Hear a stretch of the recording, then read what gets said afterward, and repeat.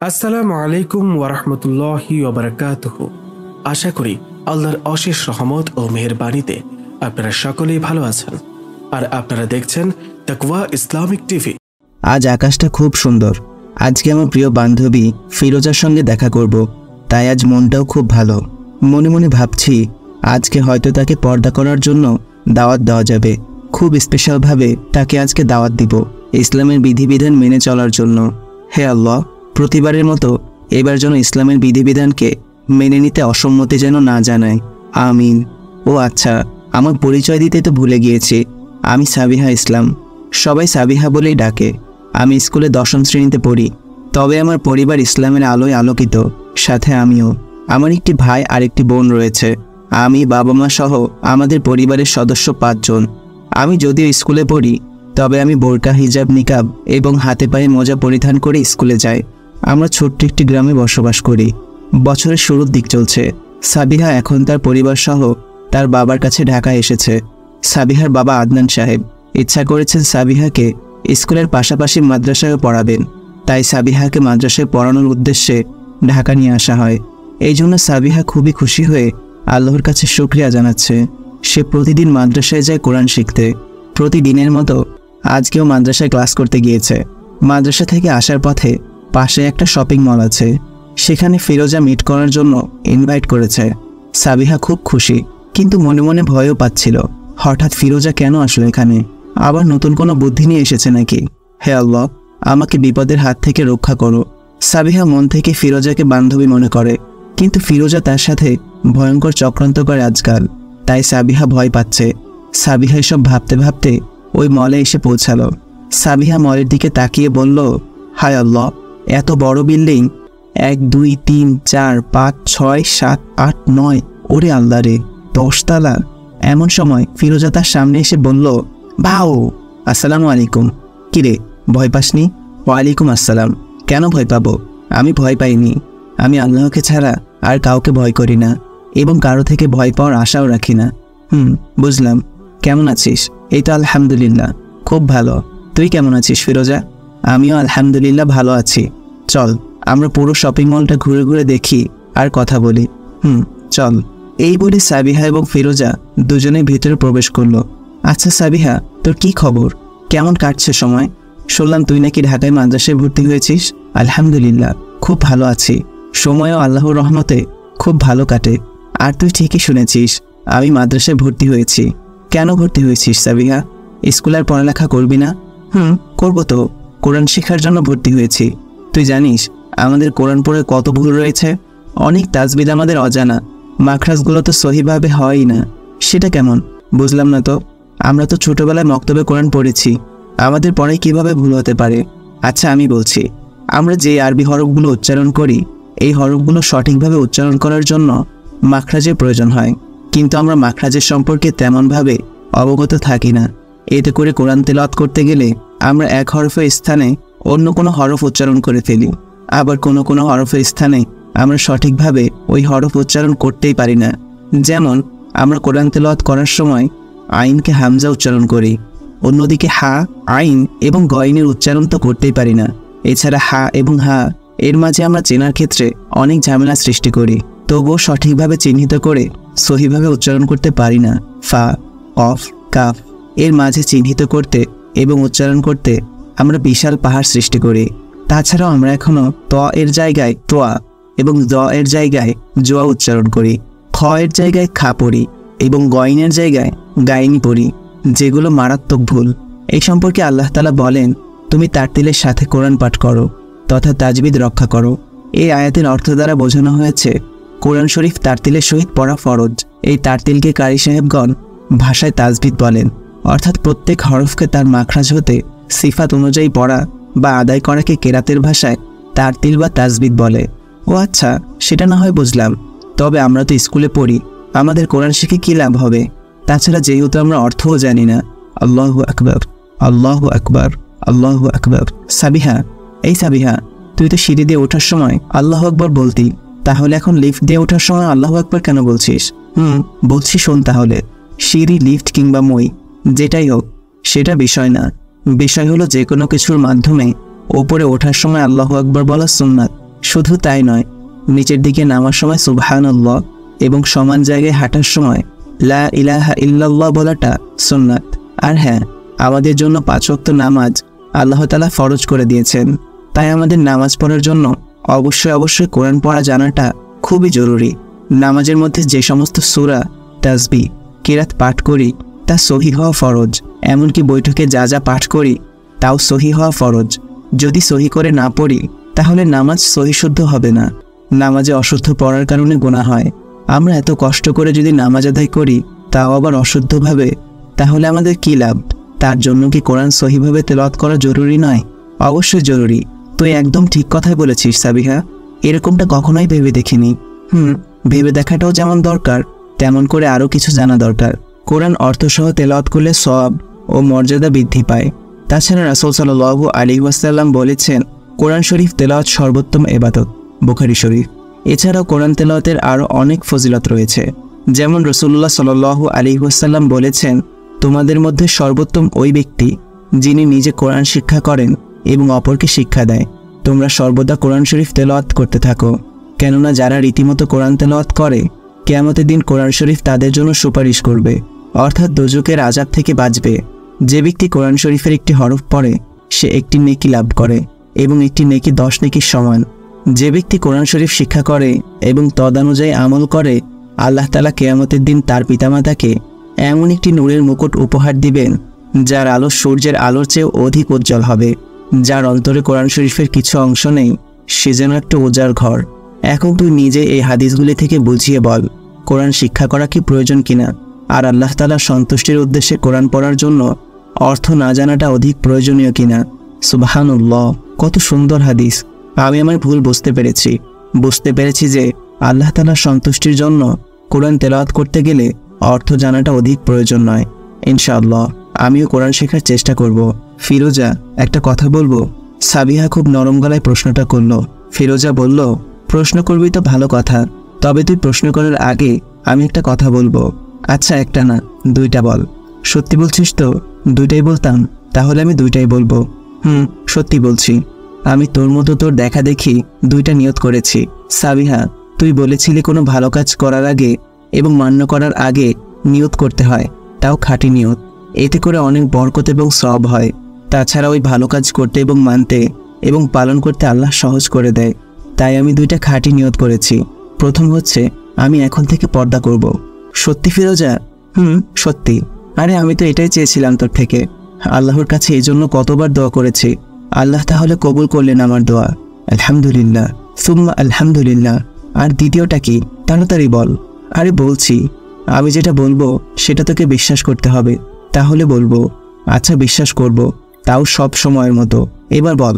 সাবিহা, আমার দ্বিতীয় নিয়ত হলো, এখন থেকে আমি যা বলবো সত্যি বলবো, তাও এই আমলটি আমি তোর কাছ থেকে শুরু করতে চাই, তাই এক্ষুনি করছি।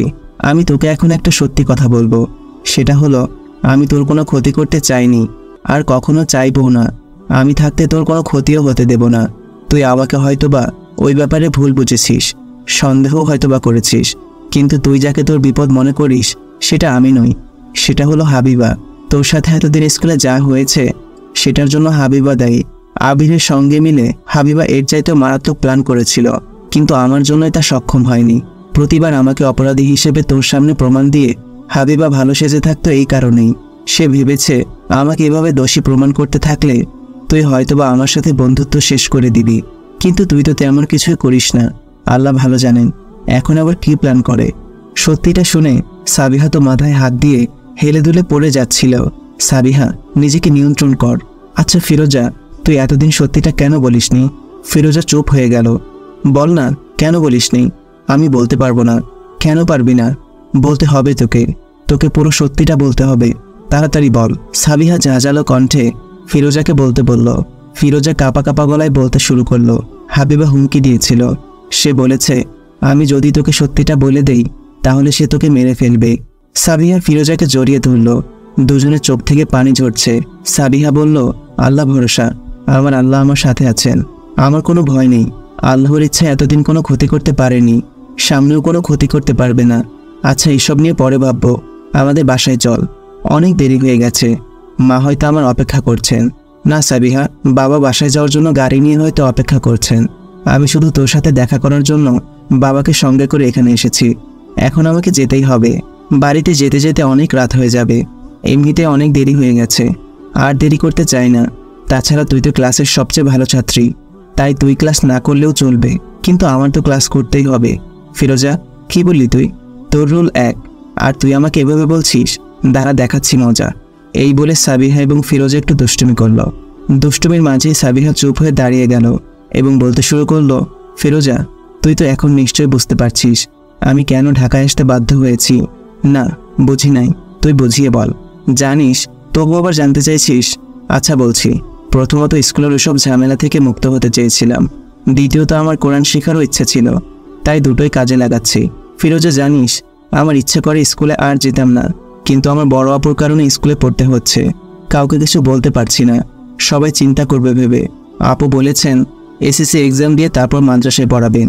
কি আর করার, তুই চিন্তা করিস না সাবিহা, আল্লাহ সব কিছু ঠিক করে দিবেন ইনশাআল্লাহ। আল্লাহ ভরসা। এখন যাই তাহলে, বাবা কল দিচ্ছেন। আচ্ছা, ফি আমানিল্লাহ, সাবধানে যা। তুইও আমার সাথে আয় না সাবিহা। ফিরোজা, এই দেখ কত সুন্দর ইসলামিক বই, এখান থেকে কয়েকটা বই কিনবো, তারপরে যাব। সাবিহা, আমার কেমন জানি ভয় ভয় করছে। কেন, কি হয়েছে? কিছু না, তবুও কেন জানি এমনটা মনে হচ্ছে আমাদের দুজনকে হয়তো বা কেউ ফলো করছে। তোর কাছে তো মোবাইলও নেই, যদি কোনো বিপদ হয়?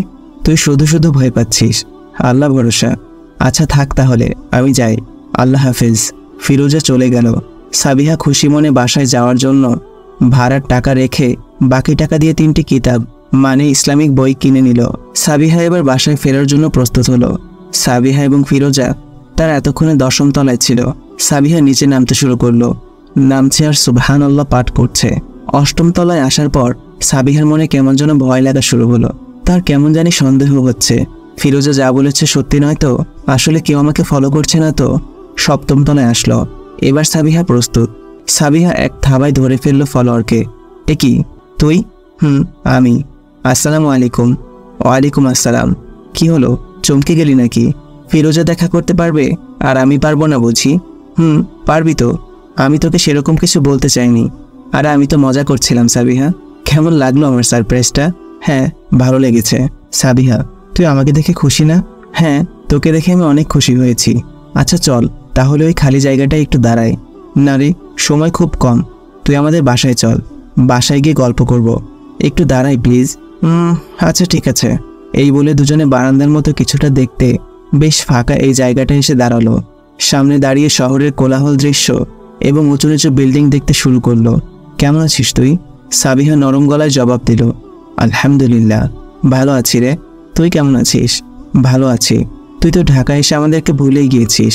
তেমন কিছুই না, আমি তোদেরকে খুব মনে করি। আচ্ছা সাবিহা, এখানে দাঁড়িয়ে কেমন লাগছে তোর? হ্যাঁ, আলহামদুলিল্লাহ, খুব ভালো লাগছে। আমি আজকে খুব খুশি, আজকে তোদের দুজনের সাথে দেখা হয়ে খুব ভালো লাগছে। আচ্ছা তুই এখানে কেন সেটা বললি না তো? আমি এখানে একটা উদ্দেশ্য পূরণ করতে এসেছি। ভাবনার চোখে সাবিহা জিজ্ঞেস করলো, কি উদ্দেশ্য? বাদ দে এসব, এখানে কিছুই বলার নেই, কারণ আমি তোকে আমার উদ্দেশ্য প্র্যাকটিক্যালি করে দেখাবো। এই বলে হাবিবা হাসতে শুরু করলো। কি প্র্যাকটিক্যালি দেখাবি তুই? অপেক্ষা কর সাবিহা, এত তাড়া কিসের? আচ্ছা সাবিহা, এখান থেকে নিচে কতটা দূরত্ব, তাই না? হ্যাঁ রে, অনেকটাই দূরত্ব। সাবিহা, কোনো ব্যক্তি যদি এখান থেকে কোনোভাবে নিচে পড়ে যায় তাহলে তার কি অবস্থা হবে আল্লাহ ভালো জানেন। তুই জানিস না বুঝি? দেখ, আমি কিভাবে জানবো? একজন ব্যক্তি যদি এখান থেকে নিচে পড়ে যায় তাহলে সে আল্লাহর ইচ্ছায় বেঁচেও যেতে পারে, আবার আল্লাহর ইচ্ছায় তার মৃত্যুও হতে পারে। সুস্থ সবলও থাকতে পারে, আবার অসুস্থ ও অচলও হয়ে যেতে পারে। সব কিছুই তো আল্লাহর ইচ্ছা। সাবিহা, আমি বলছি কি, এটা তো জানা উচিত ছিল। যেহেতু তোর জানা নেই, তাহলে তোর জানতে হবে তো হবেই। চল যা, এবার জেনে নে। এই বলে হাবিবা সাবিহাকে এক ধাক্কা দিল। এটা কি করলে হাবিবা? এই বলেই সাবিহা অনুভব করতে শুরু করলো যে সে নিচের দিকে পড়ে যাচ্ছে। সে ভাবতে থাকলো, যদি এভাবে এখনই তার মৃত্যু হয়ে যায়। তাই সে চোখ বন্ধ করে সাথে সাথেই কালেমা পাঠ করতে শুরু করলো। হ্যাঁ, হাবিবাই ছিল সাবিহা এবং ফিরোজার ফলোয়ার। ফিরোজাকে ফলো করে হাবিবা এই পর্যন্ত এসেছে। তার কথা মতো কাজ শেষ করে এখান থেকে চলেও গেল। সাবিহা অনেকক্ষণ যাবৎ চোখ বন্ধ করে আছে। সাবিহা মনে মনে বলছে, এতক্ষণে তো মাটিতে পড়ে পটাং হয়ে যাওয়ার কথা, কিন্তু আমার কেন জানি মনে হচ্ছে আমি কোথাও একটা ঝুলে আছি। দেখি তো কোথায় আছি। এই বলে সাবিহা আস্তে আস্তে চোখের পাতা খুলতে লাগলো। সাবিহা দেখলো একজন সুন্দর যুবকের কোলে সে আটকে আছে। সে ইন্নালিল্লাহ পুরুষ বলে এক চিৎকার দিল। চিৎকার দিয়ে সাবিহা বেহুশ। সাবিহা যখন ওপর থেকে নিচের দিকে পড়ে যাচ্ছিল তখন এই এক যুবক ছেলে দৌড়ে তাকে নিচে পড়া থেকে বাঁচালো। কিন্তু কি মুশকিল, মেয়েটিকে কিছু জিজ্ঞাসা করার আগেই সে অজ্ঞান হয়ে গেল।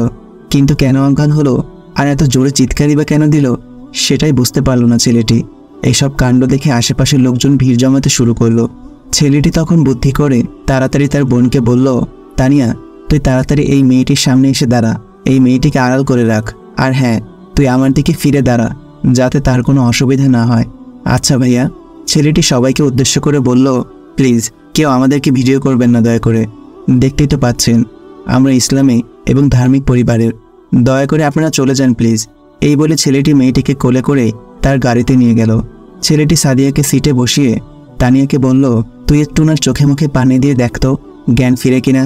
না ভাইয়া, আমিও নিকাব খুলতে চাই না। কেন চাইছিস না? অচেনা মেয়ে তো, তাই আর কি। আচ্ছা ঠিক আছে, তাড়াতাড়ি যা। এই বলে ছেলেটি গাড়ির বাহিরে দাঁড়িয়ে রইল। তানিয়া সাবিহার চোখে পানি ছিটিয়ে দিতে লাগলো। তানিয়া মনে মনে ভাবতে লাগলো, কি সুন্দর চোখ, চেহারা না জানি কতটা সুন্দর। কিছুক্ষণের মধ্যেই সাবিহা চোখ খুলল। সাবিহা চোখ খুলে তাকে এই প্রথম এত দামি গাড়িতে দেখে অবাক হয়ে বলল, আমি কোথায় আছি? কি হয়েছে আমার? তানিয়া বলল, আপনি আমাদের গাড়িতে আছেন। আচ্ছা আপু, আপনি কি মাদ্রাসায় পড়েন? সাবিহা বলল, এটা জিজ্ঞেস করছেন কেন? না এমনি, মনে হলো আপনি খুব ভালো তাই জিজ্ঞেস করলাম। সাবিহা বলল, আমি স্কুলে পড়ি। ও আচ্ছা, আপু আপনার বাসা কোথায়? সাবিহা কিছু বলার আগে বাহির থেকে ওই ছেলেটি তানিয়াকে ছোট্ট একটা থাপ্পড় দিল। তানিয়া বের হয়ে বলল, কি হয়েছে ভাইয়া? তুই কিসের আলাপ শুরু করেছিস? তুই কিনা এই মেয়ের সাথে কি হয়েছিল সে কথাই না জিজ্ঞেস করবি, সে জায়গায় এসব কি জিজ্ঞাসা করছিস? ভাই আপনি জিজ্ঞেস করেন, আমি পারবো না। আরে আরে রাগ করিস কেন বোন আমার? আচ্ছা তার শরীর ঠিক আছে তো? তানিয়া অভিমানী কণ্ঠে জবাব দিল, কোনো রকম আছে। আচ্ছা তুই তার ঠিকানা জিজ্ঞেস কর প্লিজ, দেরি হয়ে যাচ্ছে তো, তাড়াতাড়ি কর না প্লিজ। আমি পারবো না। আপনি থাপ্পড় দিলেন কেন? আমি পারবো না, পারবো না, পারবো না, পারবো না। এবার ওই ছেলেটি রেগে গেল। ছেলেটি বিরক্তি ভাব নিয়ে কাছে গেল। কাছে গিয়ে নিচের দিকে তাকিয়ে জিজ্ঞেস করলো, এই যে আপনার বাসা কোথায়? সাবিহা সাদা পাঞ্জাবি পরা ছেলেটাকে দেখেই আবার এক চিৎকার দিল এবং আবার অজ্ঞান হয়ে গেল। এবার ছেলেটি আরও বেশি রেগে গেল। গাল ফুলিয়ে বলতে লাগলো, কেমন আশ্চর্য মেয়ে, যখন এত উপর থেকে নিচে পড়ছিল তখন তো অজ্ঞান হয়নি, কিন্তু আমাকে দেখেই দুইবার অজ্ঞান। আমি কি দেখতে এতটাই ভয়ঙ্কর? কেন যে আজকে তাও এখানেই আর এই মুহূর্তে আসতে গেলাম? কি করব এখন? মহা বিপদে পড়েছি। তানিয়া তার ভাইয়ের অবস্থা দেখে হাসতে হাসতে গুটিসুটি হয়ে গেল। তানিয়ার ভাই বলল, তুই এসব দেখে মজা নিচ্ছিস? আচ্ছা ওকে, দুঃখিত ভাইয়া। ভাইয়া আজকে তো শপিং করা হলো না, আমি বাসায় চলে যাই, যেহেতু খুব দেরি হয়ে যাচ্ছে। আপনি এই মেয়েটাকে হসপিটালে নিয়ে যান, এই মেয়েটাকে হসপিটালে নেওয়াটা খুবই প্রয়োজন। আচ্ছা সাবধানে যাবি, বাসায় পৌঁছে আমাকে কল দিবি। ওকে, আল্লাহ হাফেজ। তানিয়া একটি রিক্সা করে বাসায় চলে গেল। অন্যদিকে ওই ছেলেটা সাবিহাকে নিয়ে হসপিটালে চলে এলো। সাবিহাকে হসপিটালে অ্যাডমিট করতে হবে বলে ডাক্তার বলল, মেয়েটা খুব ভয় পেয়েছে, আপনি এই রোগীর কি হন? ছেলেটি মনে মনে বলতে লাগলো, আমাকে দেখে কেন এত ভয় পেল? ডাক্তার পুনরায় তাকে জিজ্ঞেস করলেন, সে রোগীর কি হয়? ছেলেটি উত্তর দিল, কিছুই না, আমি শামীম ইকবাল। তারপর সে একে একে ডাক্তারকে তার দেখা সব ঘটনা খুলে বলল। ডাক্তার সব ঘটনা শুনে বলল, আপনাকে দেখে দুইবার অজ্ঞান হওয়ার মানে কি? আচ্ছা এই মেয়েটির তাহলে কয়েকটা টেস্ট করতে হবে, আপনি দয়া করে একটু তার অভিভাবকদের আসতে বলুন। আরে ডাক্তার, আমি তো এই মেয়েকে চিনিই না, তার অভিভাবক তো দূরের কথা। আচ্ছা তাহলে ভর্তির ফর্মে আপনাকে স্বাক্ষর করতে হবে। কি আর করার, সে নিরুপায় হয়ে তাই করলো। সাবিহার সবগুলো টেস্ট করা হয়ে গেছে, কিন্তু সাবিহার এখনও জ্ঞান ফিরেনি। শামীম ইকবাল সাবিহার থেকে একটু দূরেই বসেছিল। সে কয়েক ঘন্টা যাবৎ খুব ক্লান্তি অনুভব করছিল। সে উঠে পানি পান করার জন্য সাবিহার সিটের কাছাকাছি গেল। সে ঠিকঠাকভাবেই পানি পান করছিল, কিন্তু অন্যদিকে সাবিহার তখনই জ্ঞান ফিরছিল। সাবিহা চোখ খুলে আবার শামীম ইকবালকে দেখে ইন্না লিল্লাহ বলে এক চিৎকার। শামীম ইকবালের কানে ওই একই আওয়াজ শোনা মাত্রই পানি পান করা বন্ধ করে দৌড়ে ডাক্তারের কাছে গিয়ে সাবিহার কথা জানালো। ডাক্তার এসে দেখে সাবিহা অজ্ঞান হয়ে আছে। শামীম এবার খুব রেগে সাবিহার দিকে তাকিয়ে ফেলল। শামীম সাবিহার চোখের দিকে তাকিয়ে থাকলো। এত মায়া তার চোখে, ভাবতে ইন্না লিল্লাহ বলে উঠল শামীম, কি ভাবছে এসব? ও আমার মাহরুম না, এটা জানা সত্ত্বেও কি করে তাকালাম তার দিকে? শামীম দৌড়ে নামাজ পড়ার স্থানের দিকে ছুটল। সে অজু করে তাওবার উদ্দেশ্যে নামাজে দাঁড়িয়ে গেল। কান্না চোখে 2 ঘন্টা যাবৎ সালাত আদায় করলো। শামীম এশারের সালাতও আদায় করে নিল। মোনাজাত করলো তাওবার উদ্দেশ্যে। শুরু করলো আল্লাহর প্রশংসা এবং রাসূল সাল্লাল্লাহু আলাইহি ওয়াসাল্লামের প্রশংসা দিয়ে। বারবার আস্তাগফিরুল্লাহ পড়ছে আর বলছে, ফেলিয়ে না দিও আল্লাহ, ফেলিয়ে না দিও। গুনাহ যত করেছি আমি, ক্ষমা তুমি করো। বান্দা আছি, বন্দেগী নাই। শেষ করেছি জিন্দেগি, আখিরাতে বিচার দিনে এই পাপের উপায় কি? রহমান রহিম নামে নিয়েছি আল্লাহ, তোমায় মানিয়া। কেমন করে আমায় তুমি জাহান্নামে ফেলিবা? মাফ করে দাও আল্লাহ, মাফ করে দাও। গুনাহ যত করেছি আমি, ক্ষমা তুমি দাও। শামীম এভাবে বাচ্চাদের মতো কান্না করছিল আর মোনাজাত করছিল। হঠাৎ শামীমের ফোনে কল আসলো। শামীম মোনাজাত শেষ করলো এবং কল রিসিভ করলো। আসসালামু আলাইকুম। ওয়ালাইকুম আসসালাম। বাবা তুমি কোথায়? মা আমি একটা জায়গায় আছি, একটা কাজে, আসতে একটু দেরি হবে। তুমি খাবার খেয়ে নাও এবং ওষুধ খেয়ে ঘুমিয়ে পড়ো। আচ্ছা বাবা, তাড়াতাড়ি চলে আসার চেষ্টা কর। আচ্ছা মা, আসসালামু আলাইকুম। শামীম কল কেটে তাড়াতাড়ি দৌড়ে সাবিহার বেডের কাছে গেল। দেখলো সাবিহা চোখ খুলছে। শামীম তাড়াতাড়ি ডাক্তারকে ডেকে আনলো। ডাক্তার সাহেবের দৌড়ে সাবিহার কাছে গেলেন। সাবিহা নিজেকে হসপিটালে দেখে তো চমকে উঠল। তার সাথে কি থেকে কি হচ্ছে কিছুই বুঝতে পারছে না। ডাক্তার সাহেবা সাবিহাকে জিজ্ঞেস করলো, তোমার নাম কি বোন? আমার নাম সাবিহা ইসলাম নাদিয়া। তোমার বাসা কোথায়? আমার বাসা ধানমন্ডি সেন্ট্রাল রোড। আচ্ছা তুমি এত ভয় কেন পেয়েছিলে? এমন সাধারণ বিষয় এত ভয় পাওয়ার তো কথা না। আমাকে সব কিছু একটু খুলে বলবে? না মানে, আচ্ছা এই বিষয়ে না বললে কোনো সমস্যা হবে কি? না, তেমন কোনো সমস্যা হবে না ডাক্তার, এটা আমার একটু পার্সোনাল সাবজেক্ট, তাই এ বিষয়ে বলতে পারছি না। It's okay Sabiha, no problem. Sabiha তুমি অতি শীঘ্রই এই ভয় মন ও মস্তিষ্ক থেকে দূর করো, না হলে ভবিষ্যতে খুব বড় প্রবলেমে পড়বে। তোমার মস্তিষ্কের সিচুয়েশন অনেক ক্রিটিক্যাল। এই ভয় তোমার স্মৃতিশক্তি ক্রাশ করার জন্য অনেক বড় ভূমিকা রাখবে। So careful. আপাতত তুমি এখন বিপদ থেকে মুক্ত। আচ্ছা ডাক্তার, আমি এখানে কিভাবে এসেছি? সাবিহা তোমাকে একজন হুজুর ছেলে হসপিটালে ভর্তি করেছেন। ওই যে দেখতে পাচ্ছ পাঞ্জাবি টুপি পরা, ওই ছেলেটাই। আচ্ছা সাবিহা, ওই ছেলেটা তোমার সম্পর্কে কি হয়? সাবিহা ভালো করে কিছু না বুঝে না জেনে উত্তর দিল, ডাক্তার উনি আমার ভাই। ও আচ্ছা, তাহলে সে যে বলল তোমাকে চেনেই না, যদি সত্যিই বলে থাকে তাহলে তো তার হিসাব আমি নিবই। সাবিহা তোমার ভাই খুব ভালো, এই অল্প বয়সে তোমার খুব খেয়াল রাখে। আচ্ছা তোমার ট্রিটমেন্ট করার সময় আমাকে তোমার নিকাব খুলতে নিষেধ করেছে কেন? আর এখনও তুমি নিকাব পরে পুরো মুখ ঢেকে আছো কেন? আমার পর্দা করা ফরজ, তাই আর কি। যদিও এখানে কেউ ছিল না, তবুও ভাইয়া এমনটা করেছেন যাতে কোনো রকমের পর্দার বিধান লঙ্ঘন না হয়ে যায়। সাবিহা তোমরা খুব ভালো পরিবারের, আমার লাইফে এত ধার্মিক মানুষ কখনো দেখিনি, তাই তোমাদের যখন দেখলাম খুব ইমোশনাল হয়ে গেলাম, তাই তোমার সাথে এত কথা বললাম। আজকে তোমায় দেখে একটা জিনিস বিশ্বাস করলাম, সেটা হলো তুমি রোগী হয়েও পর্দা করাটাকে আঁকড়ে ধরে রাখতে পারছো। আর আমি ডাক্তার, হয়তো অবশ্যই পারবো, তাই এখন থেকে আমিও পর্দা করবো ইনশাআল্লাহ। সাবিহা বলল, আল্লাহ কবুল করুন, আল্লাহুম্মা আমিন। সাবিহা উঠে শামীমের দিকে হেঁটে আসছে। শামীম তার সামনে আয়নার মতো গ্লাসে সেটা লক্ষ্য করল। সাবিহা শামীমের কাছাকাছি আসলে শামীম তাড়াতাড়ি করে বলল, ওই জায়গাতেই দাঁড়ান, আর কাছে আসবেন না। আর হ্যাঁ, আমাকে সব ছেলেদের মতো ভাববেন না। আমি আল্লাহকে ভয় করি, আল্লাহর দেওয়া আযাবকেও ভয় করি। শুধু তাই নয়, আমি আল্লাহর দেওয়া প্রত্যেকটা আদেশ মেনে চলার চেষ্টা করি।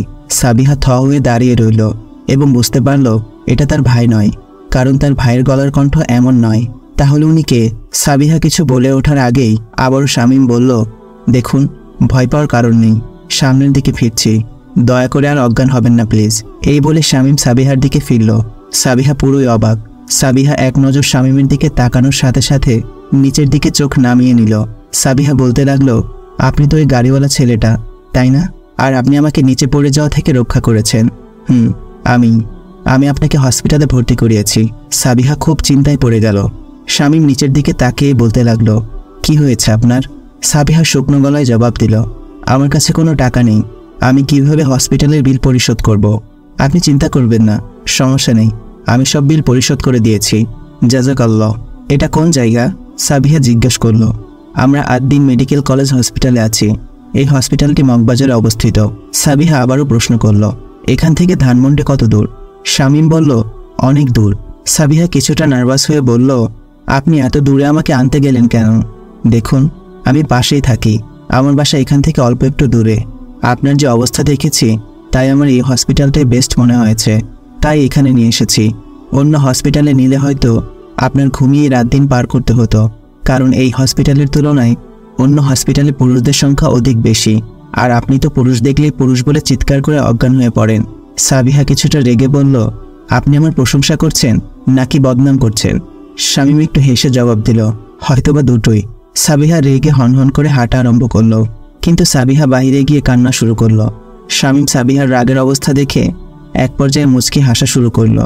শামীম তার গাড়ি থেকে সাবিহার ব্যাগ বের করে সাবিহার দিকে এগিয়ে দিয়ে বলল, এই নিন আপনার ব্যাগ। ব্যাগটা কত ভারী, এর ভেতর কি আছে? সাবিহা নাক টেনে টেনে কান্না করছে আর বলছে, ব্যাগের ভিতরে কিতাব আছে। আমি ওই শপিং মল থেকে কিছু ইসলামিক বই কিনে নিয়েছিলাম। ও মা, আপনি কান্না করছেন কেন? বাসায় যাওয়ার মতো আমার কাছে টাকা নেই। তাছাড়া আমি ঢাকায় নতুন এসেছি, আমাদের মহল্লার কিছু রাস্তাঘাট ছাড়া আর কিছুই চিনি না। এখন বাসায় ফিরবো কিভাবে সেটা ভেবেই তো কান্না পাচ্ছে। আমার বাবা মা হয়তো খুব দুশ্চিন্তা করছেন আমার জন্য। স্বামী বলল, আচ্ছা এই ব্যাপার, চিন্তা করবেন না, আপনি চাইলে আমি আপনাকে আপনার বাসায় ড্রপ করে দিতে পারি। সাবিহা কান্না বন্ধ করে বলতে লাগলো, সত্যি বলছেন আপনি? সত্যি বলছি। আপনি গাড়িতে বসুন, ওকে? আরে আমি গাড়ির দরজায় তো খুলতে পারছি না। শামীম নিজ হাতে দরজা খুলে দিল। সাবিহা চুপচাপ গাড়ির সিটে গিয়ে বসলো। এরপর শামীম ড্রাইভ করা শুরু করলো। গাড়ি চলছে আপন গতিতে, উভয় চুপ হয়ে আছে। নীরবতা ভেঙে শামীম জিজ্ঞেস করলো, আপনি এত উপর থেকে কিভাবে পড়লেন? সাবিহা কিছুক্ষণ চুপ থেকে তারপর জবাব দিল, আসলে এটা একটা অ্যাক্সিডেন্ট ছিল, আর বাকিটা সিক্রেট। আমি এই বিষয়ে কাউকে কিছুই বলতে চাই না। It's my personal problem. আল্লাহর কাছে শুকরিয়া যে আমি সুস্থ আছি। দয়া করে আপনি এই বিষয়ে আর কিছু জানতে চাইবেন না। আরেকটা বিষয়, আপনি যেহেতু আমাকে নিয়ে যাচ্ছেন, তার জন্য আপনাকে আমার বাবার সাথে দেখা করতে হবে। বাবাকে বলবেন আমি অ্যাক্সিডেন্ট হতে যাচ্ছিলাম, হালকা ধাক্কার কারণে আপনার সামনে অচেতন হয়ে পড়ে গিয়েছি, তাই আপনি হসপিটালে নিয়ে গেছেন। বাবা, এত বড় মান্তিক! আপনি কি মান্তিক বিষয়ে পারদর্শী? আমার ভাই বলতো মান্তিক এমন একটি পদ্ধতি যা সত্যবাদীদেরকে মিথ্যা বলা থেকে বিরত রাখে। মিথ্যা বলা থেকে বাঁচানোর জন্য মান্তিক মুমিন বান্দাদের জন্য গুরুত্বপূর্ণ অবদান রাখে। যেমন কোনো এক বুজুর্গওয়ালা মসজিদে ইবাদত করছিলেন। এমন সময় পুলিশ ওই ব্যক্তিকে গ্রেফতার করার জন্য তাকে তালাশ করছিলেন। পুলিশ জানতে পারলেন ওই ব্যক্তি ওই এলাকাতে আছেন, তাই তাকে খুঁজতে খুঁজতে ওই মসজিদের সামনে এসে দাঁড়ালেন এবং ওই ব্যক্তিকে ডাক দিয়ে তার সন্ধান জানতে চাইলেন। তখন ওই বুজুর্গ ব্যক্তি মসজিদ থেকে বের হয়ে পুলিশদের জবাব দিলেন, তিনি তো কিছুক্ষণ আগে মসজিদের ভেতরেই ছিলেন, এখন তিনি মসজিদের ভেতর থেকে বাইরে চলে গেছেন। পুলিশ তার কথা শুনে হন্তদন্ত হয়ে ওই ব্যক্তিকে আবার খুঁজতে চলে গেলেন। পুলিশরা বুঝতেই পারল না ওই ব্যক্তি তাদের সামনেই ছিলেন। অন্যদিকে ওই বুজুর্গ ব্যক্তি পুলিশদেরকে সত্যি কথাই বলেছিলেন। বুজুর্গ ব্যক্তি এভাবে নিরাপদে রইলেন। এটাই হলো মান্তিক। একদম কারেক্ট কথাই বললেন। মাশাআল্লাহ। আচ্ছা ওকে, আমি আপনার বাবাকে এটাই বলবো। সাবিহা এক নাগারে এতগুলো কথা বলে থমকে গেল। মনে মনে বলছে, হায় আল্লাহ, আমি আজকে একজন অপরিচিত লোকের সঙ্গে এত কথা কিভাবে বললাম, যেখানে আমার অতীত ভয়ের রূপ নিয়ে আমাকে পুরুষদের থেকে প্রতিনিয়ত তাড়া করে বেড়ায়, সেখানে এত কথা কিভাবে বলে ফেললাম। আল্লাহ, আমি যদি কোনো ভুল করে থাকি আমায় মাফ করুন। অন্যদিকে সাবিহার কথাগুলো শুনে শামীমের হার্টবিট কেমন জানি করছে। সাবিহার গলার সুর তার অন্তরে গেঁথে গেছে। সাবিহা চুপ করে থাকা সত্ত্বেও শামীমের কানে মনে তার কথাই শুনে চলছে। শামীমের জন্য তো অনেক মেয়েই পাগল ছিল। ফেসবুক, ইউটিউব, ইন্টারনেটে শামীমকে ছোট বড় সবাই চেনে। এই ইন্টারনেটের মাধ্যমে কত মেয়েরাও প্রপোজ করেছে, কিন্তু কখনো শামীমের মনে কোনো ফিলিংস তৈরি হয়নি। কিন্তু আজ তার কি হলো? শামীম মনে মনে বলছে, আমার এমন কেন হচ্ছে? হে আল্লাহ, আমার মনকে নিয়ন্ত্রণ করার তৌফিক দান করো।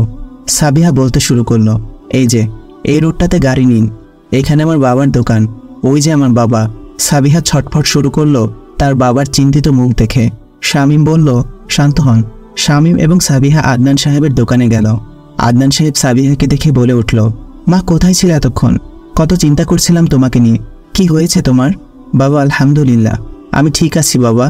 আদনান সাহেব সাবিহাকে জড়িয়ে ধরল। কিছুক্ষণ পর আদনান সাহেব শামীমের দিকে লক্ষ্য করলেন। শামীম আদনান সাহেবকে সালাম দিলেন এবং খুব আদবের সাথে মুসাফা করলেন। আদনান সাহেব তার ছেলে তামিমকে কল করলেন।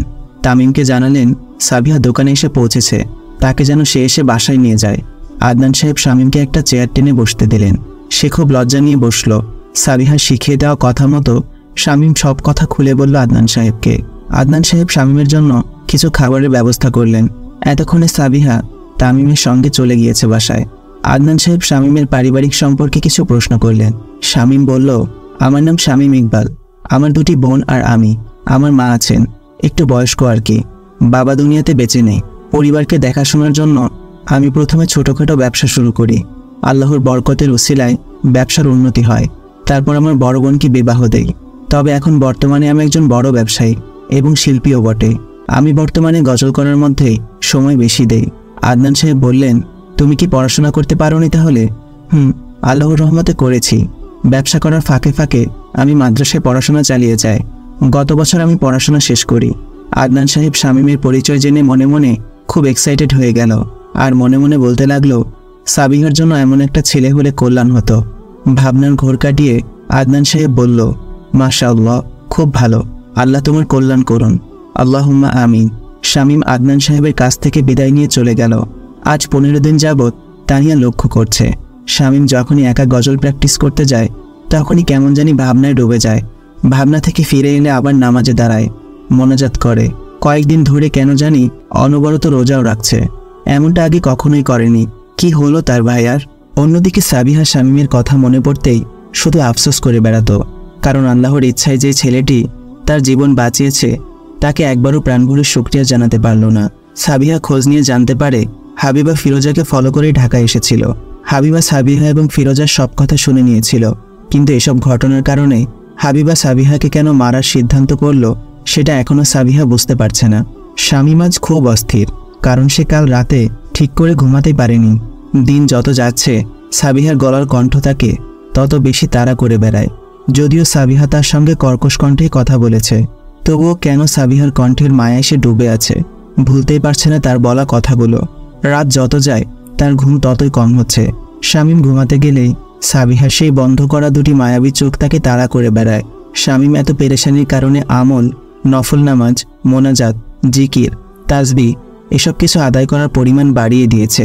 কারণ সে একটি ইসলামিক বইয়ে পড়েছিল, কোনো ব্যক্তি যদি কারো দিকে আকৃষ্ট হয় অথবা কোনো গুনাহের কাজ করে তাহলে যেন সে ওই গুনাহের কাজের ক্ষতিপূরণ হিসেবে নির্দিষ্ট করে সালাত আদায় করে অথবা কোনো বিশিষ্ট আমল করতে থাকে।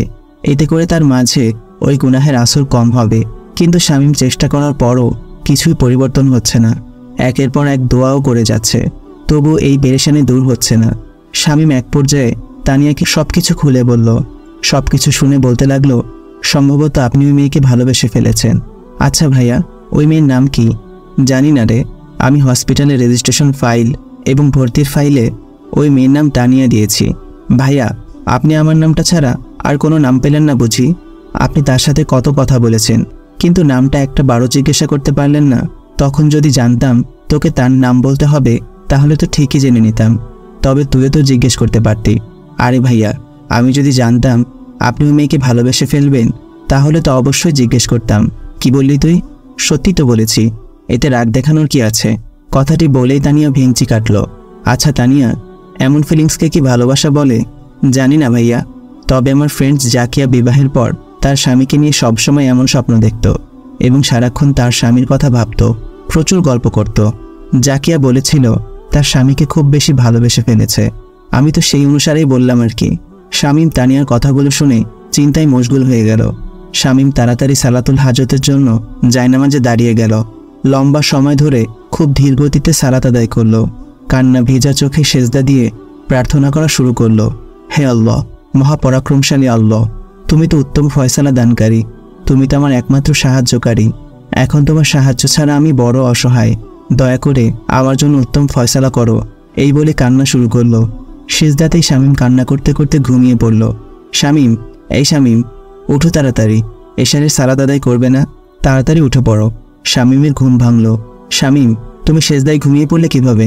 শামীম তখন উঠে বসে বলল, আম্মু তুমি এখানে? তুমি খাবার খেতে আসছিলে না, তাই তোমার রুমে আসলাম। আম্মু, কখন যে ঘুমিয়ে পড়লাম বুঝে উঠতে পারলাম না। এখন সালাত আদায় করে তাড়াতাড়ি খাবার খেয়ে নাও। আচ্ছা আম্মু। শামীম সালাত আদায় করে খাবার খাওয়া শেষ করলো। মনটাকে হালকা করার জন্য শামীম ছাদে চলে গেল। ছাদে গিয়ে নিঝুম রাতে দূর আকাশের দিকে তাকিয়ে আল্লাহর কাছে মনের আকুতি পেশ করলো। হে আল্লাহ, দেখো না, এখানে আমি আর তুমি। তুমি কথাগুলো মন দিয়ে শোনো। আমি প্রাণ থেকে তোমায় আমার অন্তরের কথা বলবো। হে আল্লাহ, আমি তোমাকে সবচেয়ে বেশি ভালোবাসি। এই পৃথিবীতে যতদিন বেঁচে থাকবো তোমার সন্তুষ্টির জন্য আমি সব কিছু করব। আল্লাহ, তোমার কাছে আমার মাথা নত করব জিন্দেগি ভর। আমায় তুমি তোমার জন্য কবুল করে নাও। আল্লাহুম্মা আমিন। শামীম আনমনে আকাশের দিকে তাকিয়ে আছে। কিছুক্ষণ পর শামীমের কল আসলো। শামীমদের কনসার্ট গ্রুপ অ্যাকশন থেকে তাদের বড় ভাই আবু বকর কল দিয়েছে। শামীম কল রিসিভ করলো। আবু বকর জানালো, কালকে আমাদের জামিয়া ইসলামিয়া দারুল উলুম ধানমন্ডি ওই মাদ্রাসায় মিউজিক প্রোগ্রাম আছে। আমাদের কালকে সকাল 9টায় যেতে হবে। প্রস্তুত হয়ে তাড়াতাড়ি চলে আসবে। আচ্ছা ঠিক আছে ভাইজান। শামীম কল কেটে তাড়াহুড়ো করে রুমে চলে আসলো গজল প্র্যাকটিস করতে। কারণ গত 1 মাসের প্রথম দিক দিয়ে যা প্র্যাকটিস করেছিল বাকি দিনগুলোতে মনোযোগ একটুও দেয়নি বললেই চলে। শামীম কয়েক ঘন্টা ধরে তার কাজ শেষ করলো। শামীম কিছুটা ক্লান্ত হয়ে সোফায় বসে বিশ্রাম করছিল। এ কি, আপনি এখানে? আমি তো আপনাকে মনে প্রাণে খোঁজ করছি। কেন খোঁজ করছেন আমায়? আপনাকে প্রচণ্ড ভালোবেসে ফেলেছি, তাই আপনাকে বিবাহ করতে চাই, আমার জীবনের রানী বানাতে চাই। দেখলেন, আপনার সাথে আমার বিবাহ সম্পন্ন হয়েই গেল। আজ থেকে আপনাকে তুমি করে বলবো, আর তোমাকে প্রচুর ভালোবাসবো। কাছে আসো, তোমাকে দেখতে খুব ইচ্ছে করছে। তোমার মুখ থেকে ঘুমটা সরাও। ইস, কে কল দিল আবার? শামীম এটা বলে পেছন দিক ফিরতেই খুব জোরে শব্দ হলো। এমন মনে হলো কে যেন খাট থেকে মাটিতে পড়ে গেছে। শামীম বিরক্ত ভাব নিয়ে চোখ খুলে তো পুরোই অবাক। হায় আল্লাহ, মা গো, আমার কোমরটা শেষ। উফ, কিভাবে যে পড়ে গেলাম। শামীম কাতরাতে কাতরাতে কোনো রকমে উঠে সোফায় বসলো আর বলতে লাগলো, আমি কি তাহলে স্বপ্ন দেখছিলাম? আমি স্বপ্নেই দেখছিলাম। তাহাজ্জুদের অ্যালার্ম শুনেই আমার এই অবস্থা। আল্লাহ গো, উফ মা গো, এই মেয়ে তো আমাকে পাগল করে ছাড়বে। কোনো একটা ফায়সালা করো আল্লাহ। শামীম, আজকের অনুষ্ঠান খুব ভালো হয়েছে, তাই না? হ্যাঁ ভাইয়া, আমার খুব ভালো লেগেছে। আবু বকর, শামীম, মিনহাজ, ইয়াসিন, আরাফাত, সাকিন তারা খুব ভালো এবং ঘনিষ্ঠ বন্ধু। তারা একসাথে কাজ করে। তারা যখনই সময় পায় একসঙ্গে বাইরে থেকে কাজের ফাঁকে ফাঁকে অর্ধেক সময় একসঙ্গে কাটায়। প্রতিবারের মতো এবারও তাদের কাছে অনেকটা সময় আছে, তাই তারা ঠিক করলো আজকে তারা ধানমন্ডির জায়গাটা ভালো করে ঘুরে বেড়াবে। তারা সবাই খুব এনজয় করছে। ঘুরতে ঘুরতে সেন্ট্রাল রোডের কাছাকাছি আসলে শামীম গাড়ি ড্রাইভ করা বন্ধ করে দিল। আরাফাত জিজ্ঞেস করলো, কি হলো শামীম, সামনে চলো। শামীম তখন আমতা আমতা করে বলল, আমি যেতে পারবো না। মিনহাজ বলল, কেন পারবে না? মানে বলতে চাইছি আমার ব্যথা লাগছে, তাই আমি সামনে যাব না, তোরা যা। আবু বকর বলল, কি হয়েছে তোর? কোথায় ব্যথা লাগছে? চল ডাক্তারের কাছে যাই। শামীম আরও ছটফট শুরু করলো, না ভাই, ডাক্তারের প্রয়োজন নেই, আমার ব্যথা চলে গেছে। আমি বরং রেস্টুরেন্টে যাই, আমার খুব ক্ষুধা পেয়েছে। সবাই শামীমের কথা শুনে পুরো অবাক হয়ে গেল, কারণ তারা তো খাওয়া দাওয়া করেই এসেছে। সবার মাথায় একটাই প্রশ্ন ঘুরে বেড়াচ্ছে, শামীমের কি হয়েছে? শামীম এমন ছটফট করছে, আবার আবল তাবল কথাও বলছে, আবার এখন বলছে ক্ষুধাও পেয়েছে। আসার পথেও তো টুকটাক খাবার খেলাম, তাহলে শামীম এমনটা কেন বলছে? যাই হোক, শামীমকে নিয়ে সবাই একটা রেস্টুরেন্টে ঢুকলো। শামীম কি খাবে সেটা জিজ্ঞেস করতেই, এ কি, শামীম কোথায়? মিনহাজ বাহিরের দিকে তাকিয়ে দেখল শামীম বাহিরে দাঁড়িয়ে কোথায় যেন তাকিয়ে আছে। শামীম, এই শামীম। শামীমের ধ্যান ভাঙল। শুনছি, বল। মিনহাজ লক্ষ্য করল একটা দোকানে একটা হুজুর ছেলে আইসক্রিম, চকলেট ইত্যাদি কিনছে, আর শামীম ওই দিকেই তাকিয়ে আছে, তাও গভীর দৃষ্টিতে। মিনহাজ শামীমকে ধাক্কা দিয়ে বলল, শামীম, তোর হয়েছেটা কি আজকে? তুই ওই দিকে কি দেখছিস? শামীমের কোনো পাত্তাই নেই, সে যেন ওই দোকানের মাঝে ডুবে আছে। মিনহাজ কিছুটা বিরক্ত হয়ে রেস্টুরেন্টের ভেতরে চলে গেল। আবু বকর শামীমের কথা জানতে চাইলে মিনহাজ যা দেখেছে সবকিছু খুলে বলে। এতে করে সবাই একটু অবাক হয়। কিছুক্ষণ পর শামীম খুব অস্বাভাবিক হয়ে সবার সামনে আসে। ততক্ষণে সবার বের হওয়ার সময় হয়ে গিয়েছিল। সবাই কত প্রশ্ন করল, কিন্তু শামীম যেন কোথাও হারিয়ে গেছে। এবার আবু বকর এক প্রকার রেগেই শামীমকে সজোরে ধাক্কা দিল। শামীম কিছুটা স্বাভাবিক হলো। শামীম স্বাভাবিক কণ্ঠে আস্তে করে বলল, কি হয়েছে ভাইয়া? কিছু বলছিলেন হয়তোবা, মাফ করবেন ভাইয়া, আমি খেয়াল করিনি। মিনহাজ বলল, তুই যে ওই ছেলেটাকে চিনিস? শামীম কিছু না জানার ভান করে বলল, কোন ছেলে ভাই? আরে তুই যে ছেলেটার দিকে এতক্ষণ তাকিয়েছিলি, কোন ছেলের? বলেই শামীম মুখ বন্ধ করে মন খুলে মনে মনে বলতে শুরু করলো, আমি তো ওই দিনের ওই মেয়েটাকে দেখেছিলাম। কিন্তু মিনহাজ ছেলের কথা বলছে কেন? একটু ভালো করেই মনে করতে হবে। মনে পড়েছে, উনি তো তামিম ভাই। এই শামীম, কি হলো তোর? জবাব দে।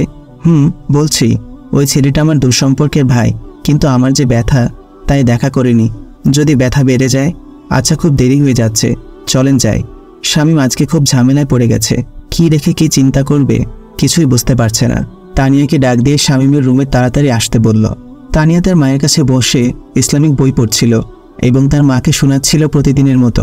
শামীমের ডাক শুনে তানিয়া তাড়াতাড়ি শামীমের রুমে চলে গেল। তানিয়া, আমি আজকে ওই মেয়েটাকে একটা দোকানে দেখেছিলাম, তারপর থেকেই মন হতাশ হয়ে ছটফট করছে। আচ্ছা ভাইয়া, আপনি কিভাবে বুঝলেন ওটা ওই মেয়েটাই ছিল? আর আমি তার সাথে তার ভাইকে দেখেছিলাম, ওই দিন দোকানে তার ভাইয়ের সাথে পরিচিত হয়েছিলাম। তাছাড়াও আমি যখন ওই মেয়েটার কাছাকাছি ছিলাম তখন আমার হার্টবিট বাড়তে শুরু করে দিয়েছিল, যেটা আমি ওই মেয়ের সঙ্গে যখন ওই দিন গাড়িতে ছিলাম তখন উপলব্ধি করেছিলাম। তানিয়া বলল, তাই নাকি? আহারে, আমার ভাইয়াটা লজ্জাও পাই বুঝি। আচ্ছা, লজ্জা পেতে হবে না, তোর বিয়ের ব্যবস্থা করছি, দাঁড়া। তানিয়া, আমি আল্লাহর কাছে উত্তম ফয়সালা চাইছিলাম, তারপরেও আজকে দেখা হয়ে গেল। এটার মানে কি? ভাইয়া, একটা আইডিয়া পেয়েছি। এখন আপনার ইস্তেখারা সালাত আদায় করলে সবচেয়ে ভালো সলিউশন পাবেন। এটা তো খুব ভালো এবং উত্তম বুদ্ধি। আল্লাহ তোকে উত্তম প্রতিদান দান করুক। ভাইয়া, আমি দোয়া করছি আপনার বিয়েটা যাতে তাড়াতাড়ি হয়ে যায়। তুই আমার দুর্বলতার সুযোগ নিচ্ছিস, তাই না? তবে রে, দেখাচ্ছি মজা। এই বলে শামীম এবং তানিয়ার খুনসুটি শুরু হলো। শামীম ইস্তেখারা সালাত আদায় করে মনোজাত করে ঘুমিয়ে পড়ল। শামীম গত রাতে যে স্বপ্ন দেখেছিল আজকেও সেই একই স্বপ্ন দেখল, কিন্তু আজকে পড়ে যাওয়া থেকে রক্ষা পেল। শামীম 3 দিন ইস্তেখারা সালাত আদায় করতে থাকলো আর 3 দিনে একই স্বপ্ন দেখল। শামীম ঘুম থেকে উঠে তাহাজ্জুদ এবং শুকরিয়া সালাত আদায় করল। পরের দিন শামীম সকালে তার মাকে সবকিছু খুলে বলল এবং এটাও বলল যে সে ওই মেয়েটাকে বিয়ে করতে চায়। শামীমের মা ভীষণ খুশিতে আলহামদুলিল্লাহ বলে উঠল। শামীমের মা তার বড় মেয়েকে ফোন করে বললেন তারা শামীমের জন্য মেয়ে দেখতে যাবেন। মেয়ের বাবা মায়ের এবং মেয়ের সম্মতি থাকলে ওই দিনই বিবাহ কমপ্লিট করে ফেলবে।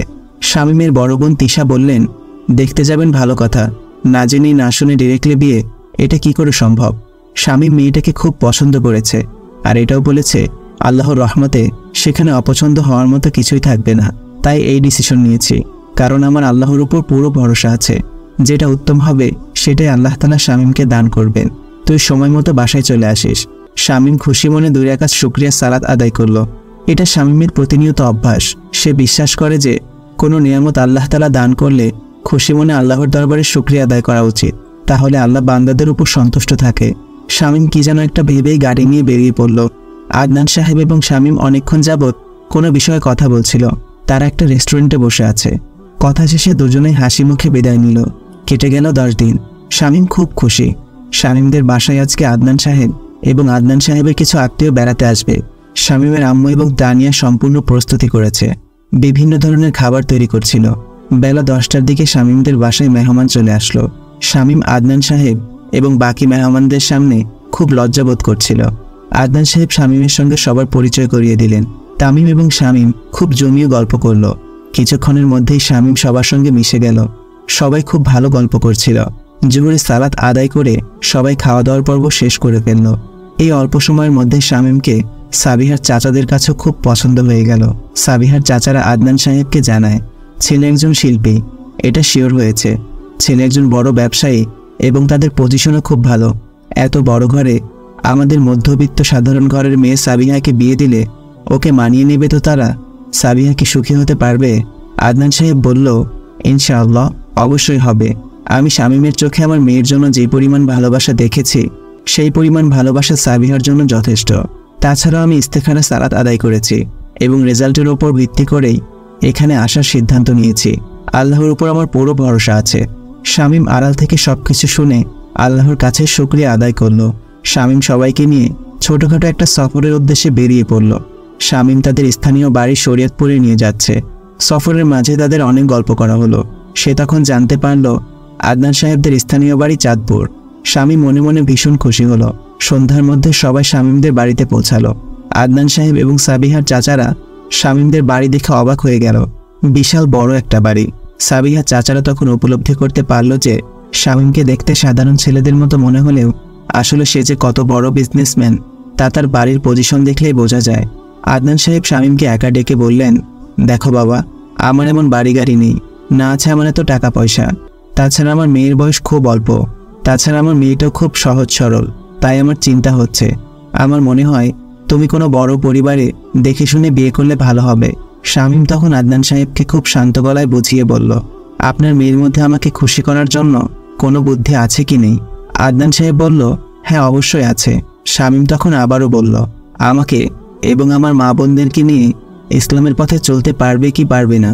আদনান সাহেব জবাব দিলেন, ইনশাআল্লাহ পারবে। আমি তো এমনটাই চাই। তাহলে সমস্যা কোথায়? আমি আপনার মেয়েকেই বিয়ে করতে চাই। It's my final decision. এই বলে শামীম চলে গেল। শামীম তো যা বলার বলেই দিল, তবুও তার মন ভীষণ খারাপ হয়ে গেল। চিন্তায় তার মন অস্থির হয়ে উঠল। শামীমদের বাড়িতে একটি ভবনে মহিলা মাদ্রাসাও আছে। শামীম এবং তার পরিবার যখন জরুরি প্রয়োজনে ঢাকায় যায়, তখন ওই মাদ্রাসার অ্যাসিস্ট্যান্ট সুপারভাইজারই বাড়ির দেখাশোনা করে। সেই মাদ্রাসায় শামীম গিয়ে স্পেশালি খাবার প্রস্তুত করলেন সবার জন্য। সবাই খাওয়া দাওয়া করে বিশ্রাম নিল। ভোর হতেই ফজরের সালাত আদায় করলো সবাই। সালাত আদায়ের পর সবাই বাড়ির চারপাশে ঘুরে বেড়াচ্ছে, শুধু তামিম আর শামীম ছাড়া। তামিম বাইরে একটি ফুলের বাগানের সামনে দাঁড়িয়ে আছে। সে ফুলের সুবাসের মাঝেই যেন হারিয়ে যাচ্ছিল। খুব সুন্দর বাগান। শামীমদের বাড়ির আঙিনাটা খুব সুন্দর, দেখলেই মন ভরে যায়। শামীম তামিমের পাশে গিয়ে দাঁড়ালো। দুজনে ফুলের সুবাস নিচ্ছিল নিশ্চিন্ত মনে। এক পর্যায়ে দুজনে নিরাপত্তা ভেঙে একসঙ্গে বলে উঠল, আপনার সঙ্গে কিছু কথা আছে। আবার দুজনে চুপ হয়ে গেল এবং মুচকি হেসে দিল। শামীম বলল, বলেন, কি বলতে চান? আচ্ছা, আপনি কি সত্যি সাবিহাকে বিয়ে করতে চাচ্ছেন? সত্যি, আমি তাকে বিয়ে করতে চাই। আপনি হঠাৎ করে এমন প্রশ্ন কেন করছেন? আসলে জান্নাতেরও খুব ইচ্ছে ও মাদ্রাসায় পড়াশোনা করবে, আর সেটা তখনই সম্ভব হবে যখন সে এসএসসি এক্সাম দিবে। কিন্তু এই বলে তামিম চুপ হয়ে গেল। শামীম বলল, ও এই কথা? সাবিহার ইচ্ছা মানে এখন থেকে এটা আমারও ইচ্ছে। ইনশাআল্লাহ আমি তার ইচ্ছে পূরণ করব।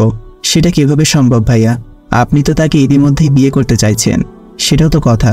আচ্ছা তামিম ভাই, আমি যদি সাবিহাকে বিয়ে করে এসএসসি এক্সাম পর্যন্ত আপনাদের বাসায় থাকার অনুমতি দেই, তাহলে কেমন হবে? খুব দারুণ আইডিয়া, খুব ভালো হবে। তবে মাদ্রাসায় পড়ালেখার বিষয়টা, সেটা না হয় আমাদের বাড়ি নিয়ে আসার পর আমাদের এই মাদ্রাসাতেই পড়বে। খুব ভালো বুদ্ধি। আমি নিশ্চিত আমি এভাবে সাবিহাকে বললে সে অবশ্যই বিয়েতে অসম্মতি প্রকাশ করবে না। তামিম ভাই, সাবিহাকে রাজি করানোর আগে আপনার বাবাকে যেভাবেই হোক রাজি করান। জানি না আপনার বাবা আজকে কি মতামত জানাবেন। বন্ধু হিসেবে আমাকে উপকার করুন। শামীম ভাই, আপনি আমাকে বন্ধু বলেছেন? বলেছি তো, কি হয়েছে? তাহলে কিন্তু আমরা আজকে থেকে সত্যিকারের বন্ধু, খুব ঘনিষ্ঠ বন্ধু। আচ্ছা ঠিক আছে, আমি দেখছি বিষয়টা। কিভাবে বাবাকে রাজি করানো যায় সেটা আমি দেখব। আপনি নিশ্চিন্তে থাকুন। আচ্ছা তামিম ভাই, আমরা তো বন্ধু, তাই না?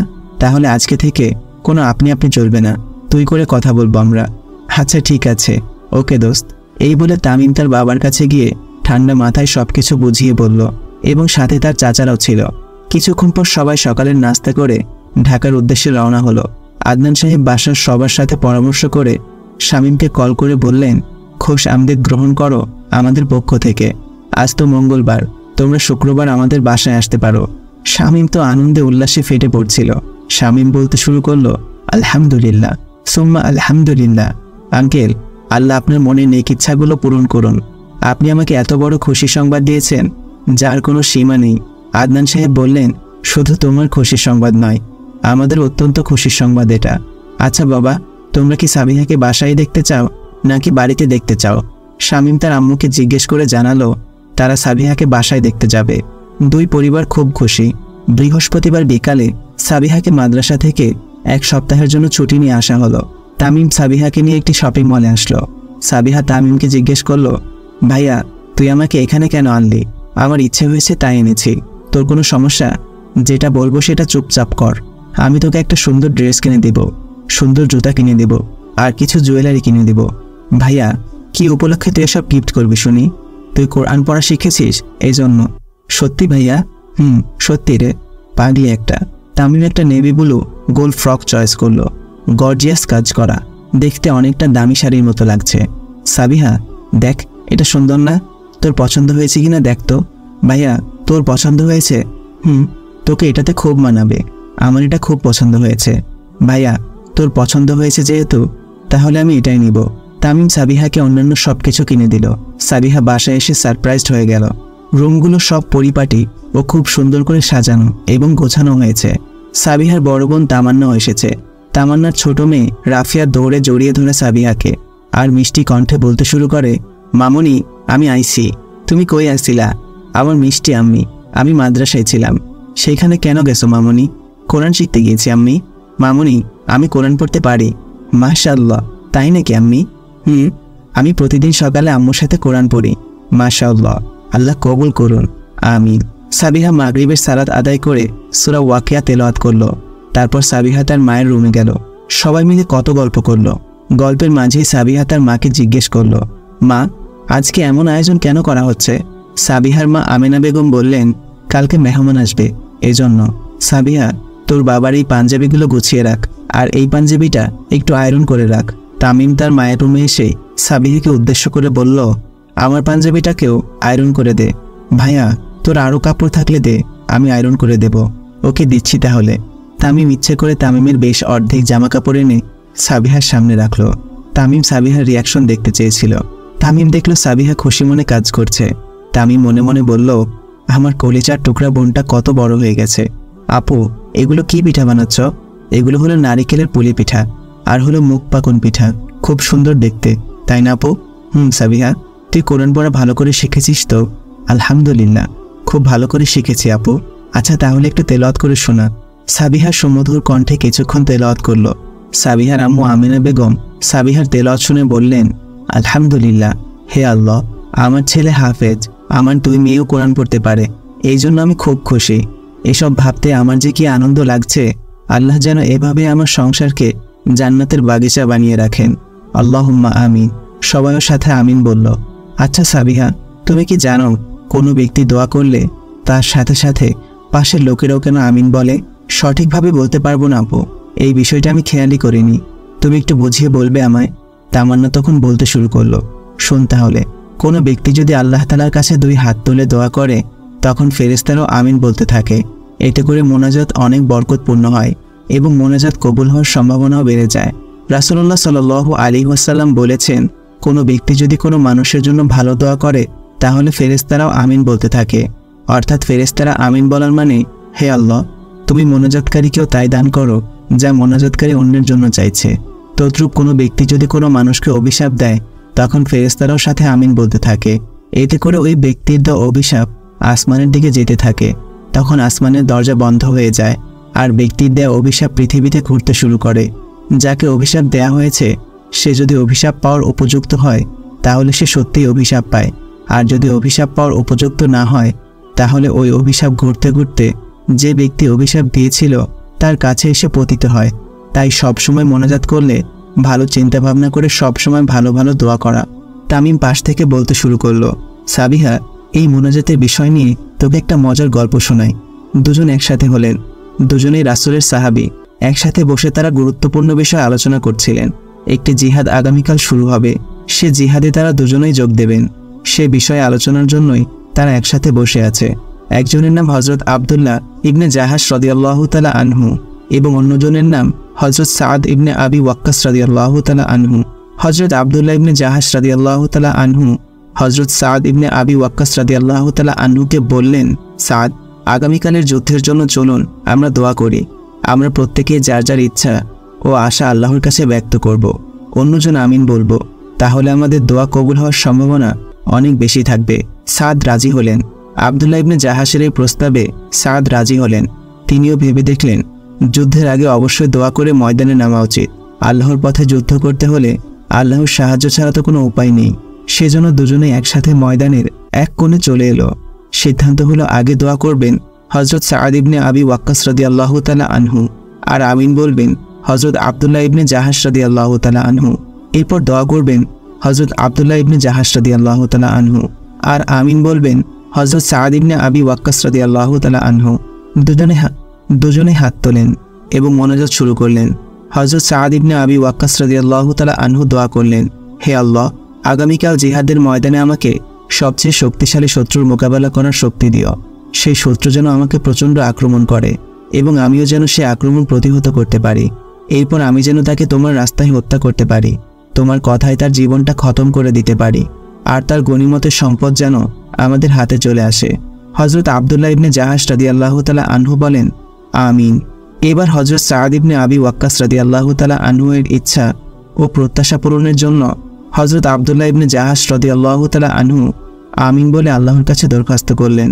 এবার আব্দুল্লাহ ইবনে জাহাশ রাদিয়াল্লাহু তাআলা আনহু এর পালা। তিনি এবার দোয়া করবেন। তিনি হাত তোলেন এবং বললেন, হে আল্লাহ, আগামীকাল জিহাদের ময়দানে আমাকে একজন সাহসী শত্রুর মোকাবেলা করার সুযোগ দিও সে যেন আমার উপর মারাত্মক আক্রমণ করে এবং আমিও যেন তার বিরুদ্ধে আক্রমণ করতে পারি। এরপর সে যেন আমাকে শহীদ করে ফেলে এবং নাক আর কান কেটে ফেলে। কিয়ামতের ময়দানে আমি যখন আপনার দরবারে হাজির হব, তখন আপনি জিজ্ঞাসা করবেন, হে আব্দুল্লাহ, তোমার নাক ও কান কিসে কাটা গেল? আমি তখন আরজ করব, আমার নাক কান আপনার এবং আপনার রাসূলের পথে কাটা গেছে। এরপর হে আল্লাহ, আপনি বলবেন, তুমি সত্যিই বলেছ, আমার রাস্তায় তোমার নাক কান কাটা গেছে। হযরত সাদ ইবনে আবি ওয়াক্কাস রাদিয়াল্লাহু তাআলা আনহু বলেন, আমিন। তিনিও হযরত আব্দুল্লাহ ইবনে জাহাশ রাদিয়াল্লাহু তাআলা আনহু এর ইচ্ছা পূরণের জন্য আল্লাহর দরবারে দরখাস্ত করলেন। সাদ ইবনে আবি ওয়াক্কাস রাদিয়াল্লাহু তাআলা আনহু আব্দুল্লাহ ইবনে জাহাশ রাদিয়াল্লাহু তাআলা আনহু এর দোয়া শুনেই চমকে উঠেছিলেন। আব্দুল্লাহ সরাসরি শাহাদাতের জন্য দোয়া করেছেন। এর অর্থ হলো, এই দোয়া কবুল হলে জিহাদের ময়দান থেকে জীবিত অবস্থায় হযরত আব্দুল্লাহ ইবনে জাহাশ রাদিয়াল্লাহু তাআলা আনহু আর ফিরে আসতে পারবেন না। কিন্তু আব্দুল্লাহ আগেই বলে নিয়েছেন, যার যার ইচ্ছে আমরা আল্লাহর কাছে ব্যক্ত করব, আরেকজন আমিন বলবো। সেই জন্যই আব্দুল্লাহর দোয়ার পর সাদ আমিন বলতে বাধ্য হয়েছেন। পরের দিন যুদ্ধ হলো। সাদ ইবনে আবি ওয়াক্কাস রাদিয়াল্লাহু তাআলা আনহু যুদ্ধে জয়ী হওয়ার জন্য দোয়া করেছিলেন। তিনি শত্রুকে খতম করে নিজে জীবিত ছিলেন। সন্ধ্যার দিকে ময়দানে বের হলেন সাদ। রক্তে মাখামাখি হওয়া শহীদ সাহাবীগণের চেহারা দেখতে দেখতে এক জায়গায় গিয়ে সাদ দেখলেন হযরত আব্দুল্লাহ ইবনে জাহাশ রাদিয়াল্লাহু তাআলা আনহু এর রক্তাক্ত শরীর মাটিতে পড়ে আছে। তার পাশে পড়ে আছে তার কাটা যাওয়া নাক আর কান। অদ্ভুত দোয়া করেছিলেন হযরত আব্দুল্লাহ ইবনে জাহাশ রাদিয়াল্লাহু তাআলা আনহু। সব মানুষের সবকিছুতে জয়ী হতে চায়, কিন্তু রাসূলের এই সাহাবী শাহাদাতের মর্যাদা লাভ করার জন্য দোয়া করেছিলেন। তিনি জয়ীও হয়েছেন। তার জয় পরকালে, তার জয় আল্লাহর কাছে। সাবিহা খুব মন দিয়ে গল্পটি শুনছিল। অজান্তেই চোখের কোণে পানি এসে পড়ল আর বলতে থাকলো, সুবহানাল্লাহ, কত উত্তম লোক ছিলেন তারা, সুবহানাল্লাহ। ছোট রাফিয়া সাবিহার ব্যাগ থেকে 3-4টি গিফট বক্স বের করে আনলো। ছোট্ট ছোট্ট হাতে এক পাহাড় পরিমাণ গিফট বক্স দেখে সাবিহা এবং তামিম দুজনই হাসা আরম্ভ করলো। আমিনা বেগম এবং তামান্না পেছন দিকে ফিরল।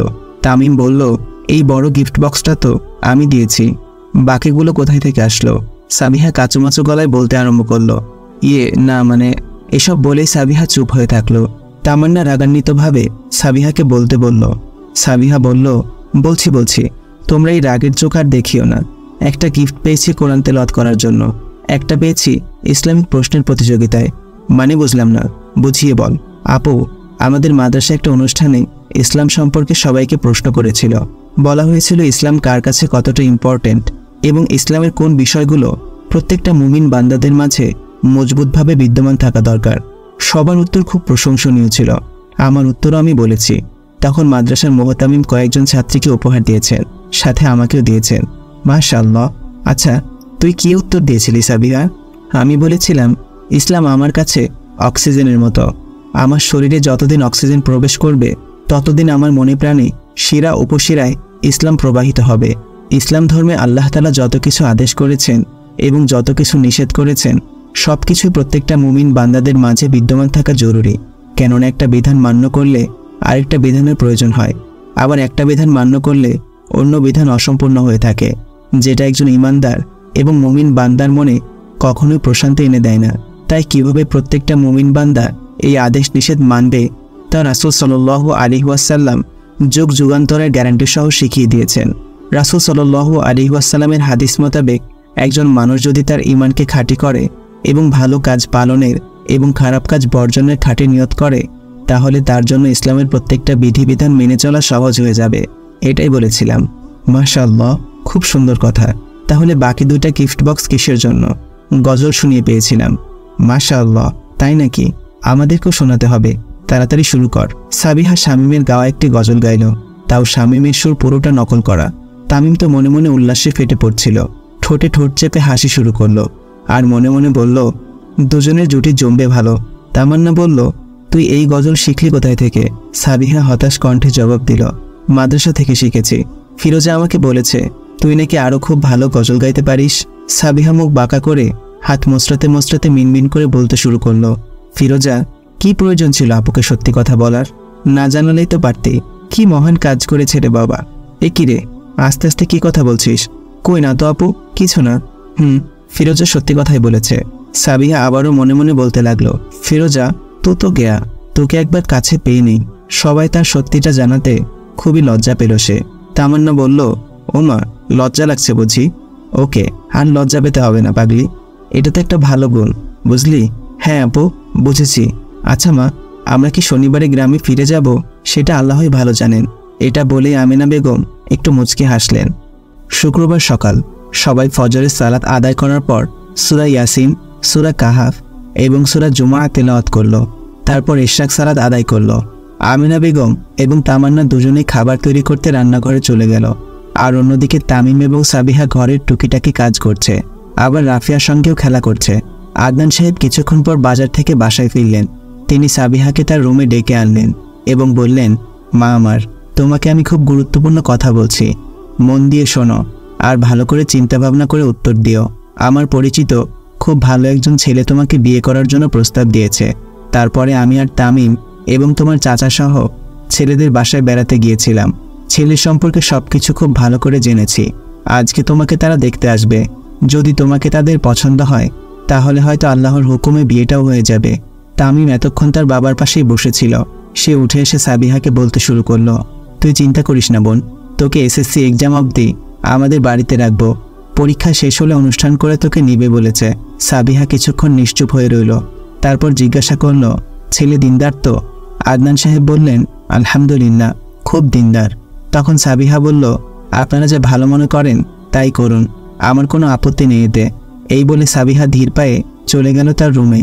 সাথে সাথেই সে ইস্তেখারার সালাত আদায় করল, আল্লাহর কাছে উত্তম ফায়সালার আবেদন করল। ইস্তেখারার সালাত আদায় করার পর সাবিহা একটু স্বস্তির নিঃশ্বাস ফেলল। কিছুক্ষণের মধ্যে মেহমান চলে আসলো।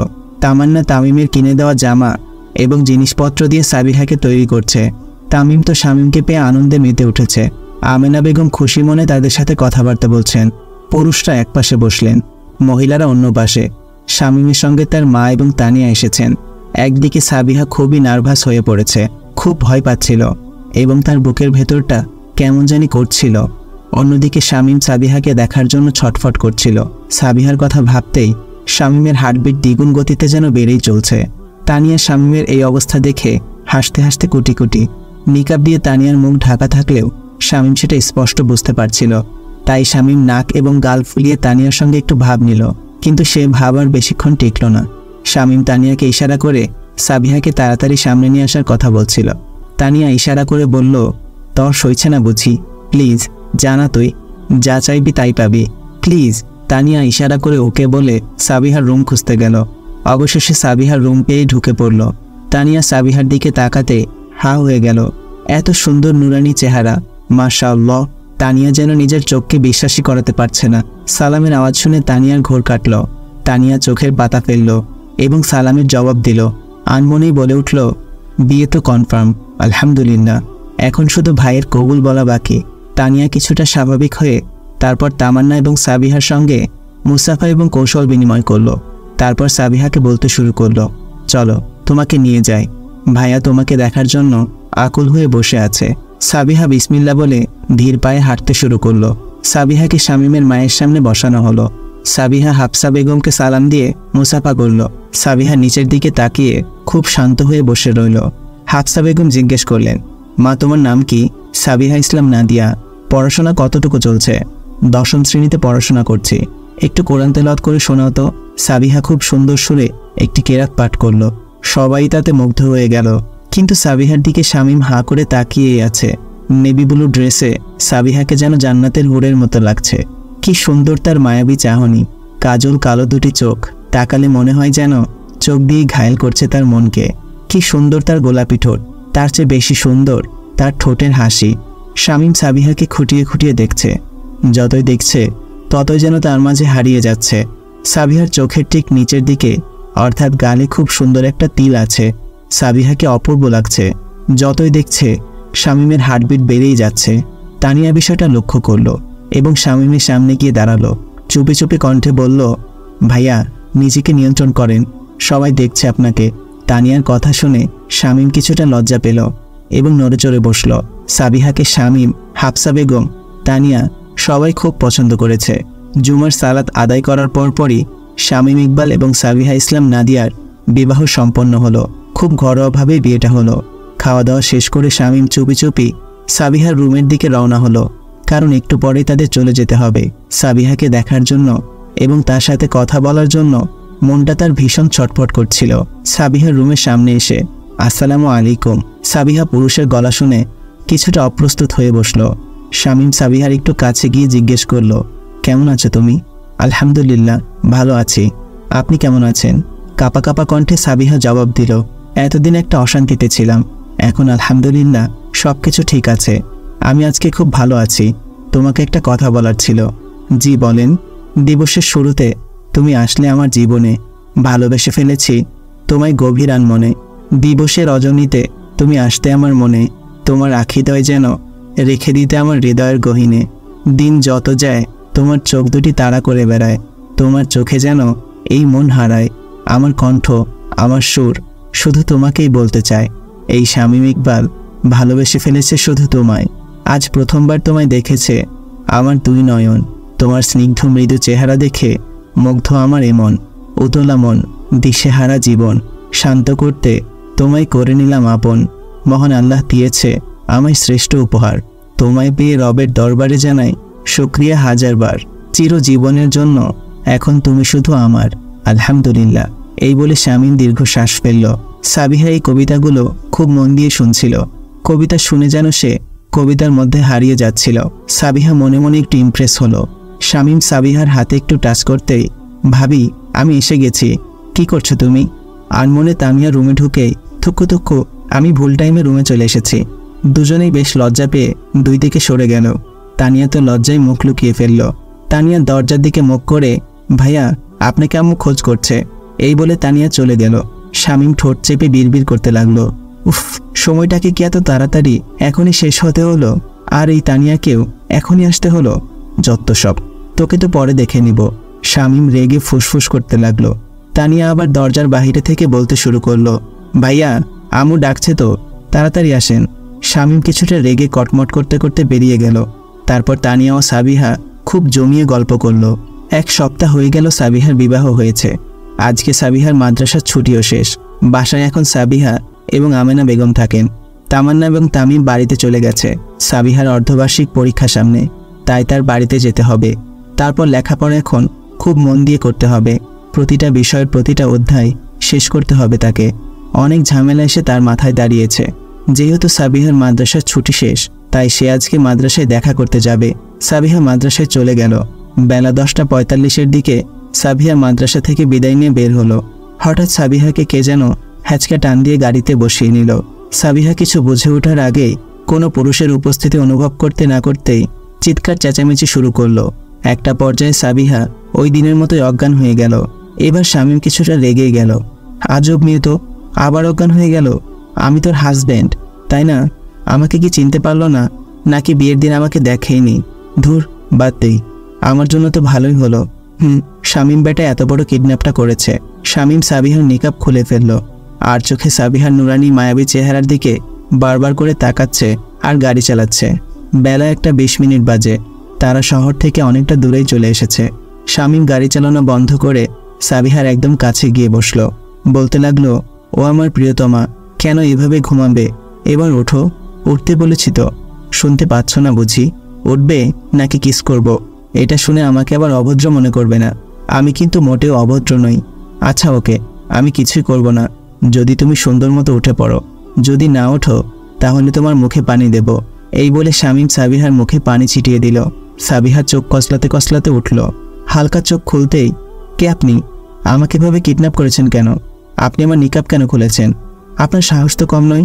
আমি একজন বিবাহিত মেয়ে, প্লিজ আমাকে যেতে দিন। সাবিহা এক নাগাড়ে কথাগুলো বলে এরপর থেমে গিয়ে তাড়াতাড়ি করে নিকাবটা লাগাতে লাগলো। শামীম টান দিয়ে আবার নিকাব খুলে ফেলল। সাবিহা চিৎকার করতে যাবে, তখনই শামীম তার আঙুল দিয়ে সাবিহার ঠোঁট চেপে ধরল। শান্ত হও, মাথা ঠান্ডা করো। সাবিহা শামীমকে তার অনেকটা কাছে দেখে একদম চুপ হয়ে গেল। দুজনের বুকের ধুকপুকানি বাড়তে শুরু করলো। সাবিহা তোতলাতে তোতলাতে বলতে শুরু করলো, আপনাকে কোথায় যেন দেখেছি বলে মনে হয়, খুব চেনা চেনা লাগছে। আমার থেকে দূরে সরুন, আমি আপনার গায়রে মাহরাম। সাবিহা আবারও তার মুখ ঢেকে নিল। শামীম আবারও তার নিকাব সরিয়ে দিল আর বলল, চুপ থাকতে বলেছিলাম তো, ভয় পাওয়ার কারণ নেই। আমি শামীম ইকবাল, আমি তোমার হাজবেন্ড। আপনি মিথ্যা বলছেন। আপনার সাথে আমার বিয়ে হতে যাবে কি করতে? তোমার সাথে তো আমার বিয়ে হয়েছে, এটাই সত্যি। আমি তোমাকে ভালোবাসি। I love you. তোমার মনে আছে, তোমাকে পড়ে যাওয়া থেকে বাঁচিয়েছিলাম এবং হসপিটালে নিয়ে গিয়েছিলাম। তোমার চিকিৎসার পর তোমাকে তোমার বাসায় ড্রপ করে দিয়েছিলাম। আমি তখন থেকে তোমায় ভালোবেসে ফেলেছি। তারপরেই তো তোমার বাবার সাথে এবং তামিমের সঙ্গে যোগাযোগ করেছিলাম তোমার আমার বিয়ের ব্যাপারে। এতে করে তোমাদের পরিবার এই বিয়েতে মতামত দেয়। তারপরেই তো আমি আমার ফ্যামিলি সহ তোমাদের বাসায় তোমাকে দেখতে গেলাম এবং তোমাকে বিয়ে করে নিলাম। ওই দিন তো তোমার সাথে আমার হালকা কথাও হয়েছিল, তোমার কিছুই মনে নেই? ওহ আচ্ছা, আপনি তাহলে সেই। আমি আপনাকে চিনতে পারিনি, মাফ করবেন। সাবিহা খুব লজ্জা পেল। আচ্ছা, আমরা এখানে কেন? আমার তো বাসায় যাওয়ার কথা, আজকে বাড়িতে চলে যাব। আম্মু হয়তো চিন্তা করছেন, চলুন বাসায় চলুন। না, আম্মু চিন্তা করবেন না, আমি আম্মুকে সব কিছু বলে দিয়েছি। কি বলেছেন আম্মুকে? এত ভয় পাচ্ছ কেন? আমি ওই দিনে কিছুই বলিনি, আমি বলেছি আজকে তোমাকে নিয়ে ঘুরতে যাব, উনি যাতে চিন্তা না করে। আচ্ছা, কিন্তু আমরা কোথায় যাব সেটা না হয় সিক্রেটই থাকুক। চলো জোহরে সালাত আদায় করে আসি। দুজনে একটা মসজিদে গিয়ে সালাত আদায় করে নিল। সালাত আদায়ের পর শামীম বাহিরে দাঁড়িয়ে সাবিহার জন্য অপেক্ষা করছিল। দূর থেকে সাবিহা সেটা লক্ষ্য করলো। এই প্রথম সাবিহা শামীমের দিকে ভালো করে দৃষ্টি দিল। খুব মায়াবী নজরে তাকালো শামীমের দিকে। শামীম যদিও হুজুর, কিন্তু খুব স্মার্ট। মুখে চাপ দাড়ি, ঠোঁটের পাশে তিল, ফর্সা চেহারা যেন আকাশের চাঁদ ঝিলমিল করছে। গায়ে লম্বা জুব্বা, মাথায় পাগড়ি, টাকনুর উপরে প্যান্ট, হাতে ঘড়ি, চোখে সানগ্লাস, পায়ে শুজ পরা। দেখতে খুব অসাধারণ লাগছিল। সাবিহা শামীমের কথা ভাবতে ভাবতে কোথায় যেন হারিয়ে গেল। হঠাৎ খেয়াল করল শামীম এতক্ষণ যে জায়গায় দাঁড়িয়েছিল সেখানে আর নেই। সাবিহা কিছুটা ঘাবড়ে গেল। কোথায় গেল লোকটা? এখানে তো ছিল। সাবিহা তাড়াতাড়ি নিচে নেমে আসলো। এদিক সেদিক তাকাতে লাগলো। শামীম পেছন থেকে এসে, ভাউ, কি ব্যাপার, তুমি ভয় পাওনি? না, ভয় পাইনি।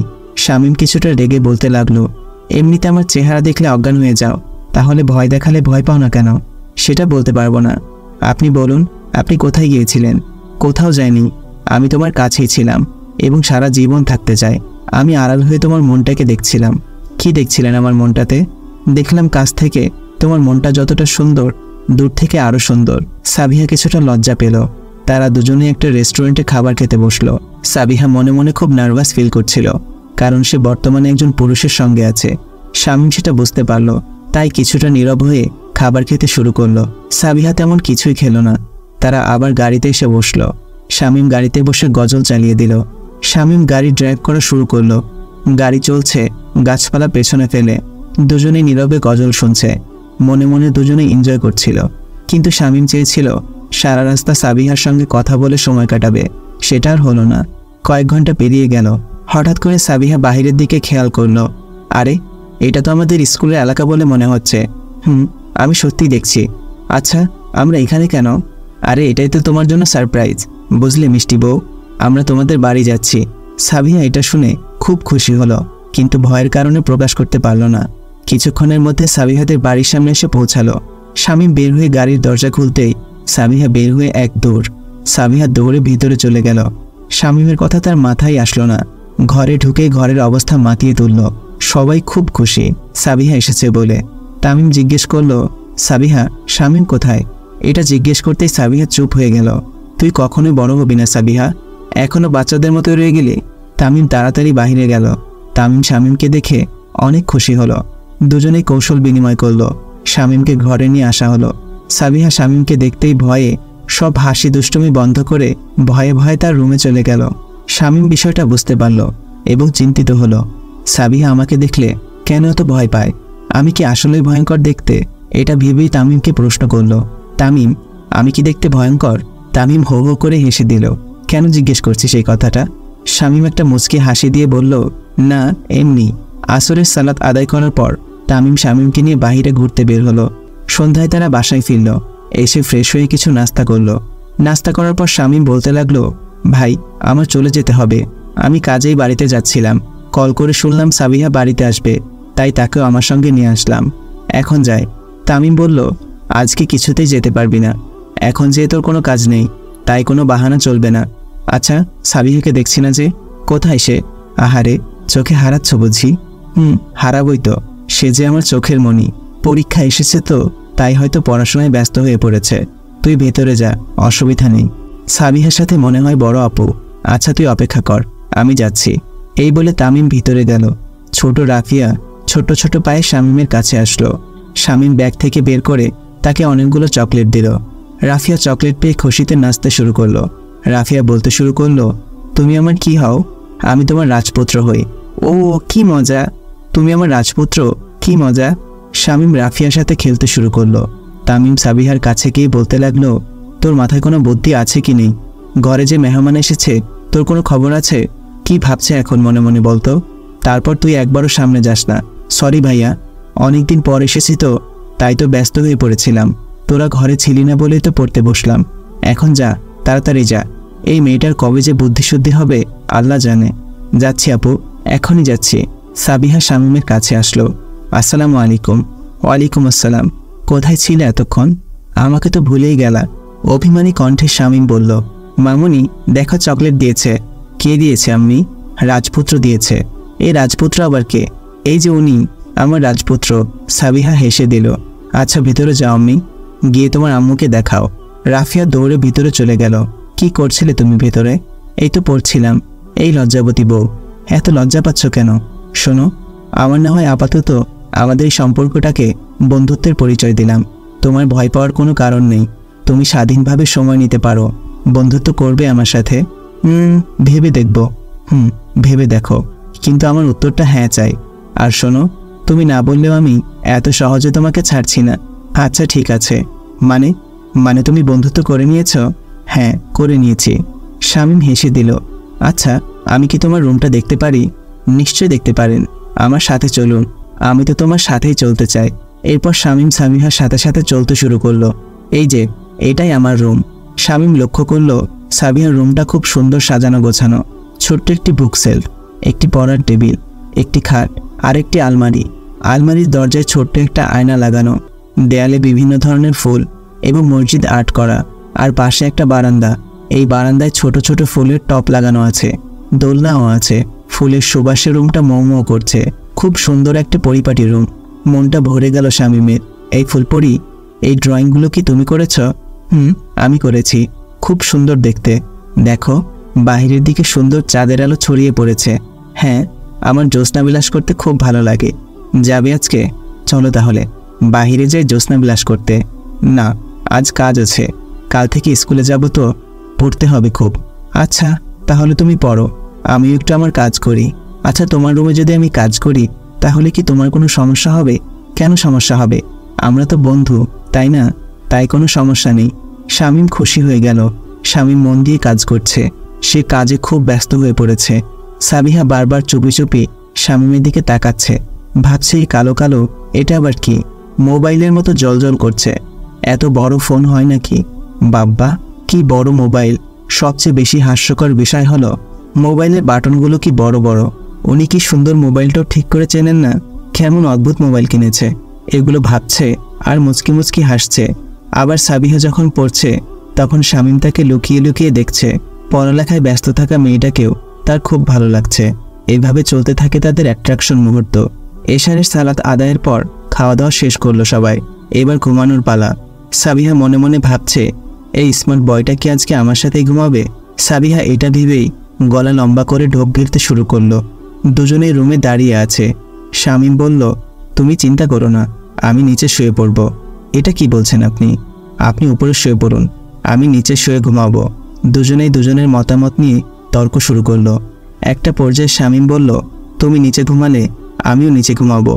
আপনি এমন করলে আমি রাগ করব। তাহলে তোমাকে উপরে ঘুমাতে হবে। সাবিহা কিছুতেই রাজি হলো না। শেষ পর্যন্ত খাটের দুই পাশে দুজনে শুয়ে পড়ল। খাট পুরোটা খালি। ফজরের আজান শুনে শামীমের ঘুম ভাঙল। যখনই উঠে বসতে গেল, ও মা গো বলে চিৎকার দিল। শামীমের চিৎকার শুনে সাবিহা লাফিয়ে ঘুম থেকে উঠল। ওরে আল্লাহ রে, আমি তো শেষ। শামীমের এমন কান্নার আওয়াজ শুনে এদিক সেদিক তাকাচ্ছে সাবিহা, কিন্তু কোথাও শামীমকে দেখছে না। এই যে, কোথায় আপনি? আপনাকে দেখছি না কেন? শামীম ন্যাকা কান্না করে বলছে, আমি এখানে। সাবিহা খাটের নিচের দিকে তাকিয়ে বলতে লাগলো, ইন্না লিল্লাহ, আপনি খাটের নিচে গেলেন কিভাবে? আমি তো ঘুমিয়েছিলাম, আমি বলবো কিভাবে? সাবিহা কোনো কিছু চিন্তা না করে শামীমের হাত ধরে তাকে বাহিরে আনলো। তাড়াতাড়ি মাথায় ব্যথার ওষুধ লাগিয়ে দিল। শামীম মুগ্ধ হয়ে শুধু সাবিহাকে দেখেই যাচ্ছিল। কিছুক্ষণ পর সাবিহা সেটা লক্ষ্য করলো। সাবিহা কিছুটা অপ্রস্তুত হয়ে রুম থেকে চলে গেল। সকালবেলা তামিম এবং শামীম দুজনে গ্রামে ঘুরতে বের হলো। কিরে শামীম, তুই নাকি খাটের নিচে চলে গিয়েছিলি? কিভাবে গেলি খাটের নিচে? তোকে সাবিহা বলেছে, তাই না? হ্যাঁ, সাবিহাই বলেছে। আমরা সবসময় সব কিছু শেয়ার করি, যদিও ছোট বড় আমরা বন্ধুর মতো থাকি। এই জন্য সাবিহাও আমাকে তুই করে বলে। একবার এক মেহমানের সামনে আমাকে আপনি করে বলেছিল, তখন আমার খুব খারাপ লাগছিল। আমি সাবিহার সাথে খুব রাগ করি আর বলে দেই যে সবসময় আমাকে তুই করে বলতে। যদি আপনি করে বলার ইচ্ছে থাকে তাহলে যেন সে আমার সাথে কথা না বলে। আচ্ছা, আমার প্রশ্নের জবাব দে এখন। শামীম তখন সব কিছু খুলে বলল। সেটা না হয় বুঝলাম, এই জন্য কি খাটের নিচে চলে যেতে হবে? আরে দোস্ত, অনেক বছর পরে নিচে ঘুমাতে গেলে এমন হবে না তো কি হবে? ব্যথা পেয়েছিলাম প্রচণ্ড। তামিম তো হাসতে হাসতে একাকার। হঠাৎ করে শামীমের ফোনে কল আসলো। কল রিসিভ করতেই ফোনের ওপার থেকে প্রচণ্ড বকা ছুটে আসছিল। শামীম তামিমের থেকে খানিকটা দূরে চলে গেল। কিছুক্ষণ ধরে খুব কথা কাটাকাটি করছিল। তামিম সেটা লক্ষ্য করলো। শামীম কল কেটে তামিমের কাছে আসতেই তামিম জিজ্ঞাসা করলো, কি হয়েছে? কে কল দিল তোকে? শামীম বলল, বলবো তোকে? বলতেই পারিস, সমস্যা তো নেই। আমার বড় বোন তিশা কল দিয়েছিল। কথা শুনে মনে হলো খুব রেগেছিল। কি হয়েছে রে? আসলে এটা পারিবারিক সমস্যা। আমি না হয় অন্য কোনো দিন তোকে সব খুলে বলবো।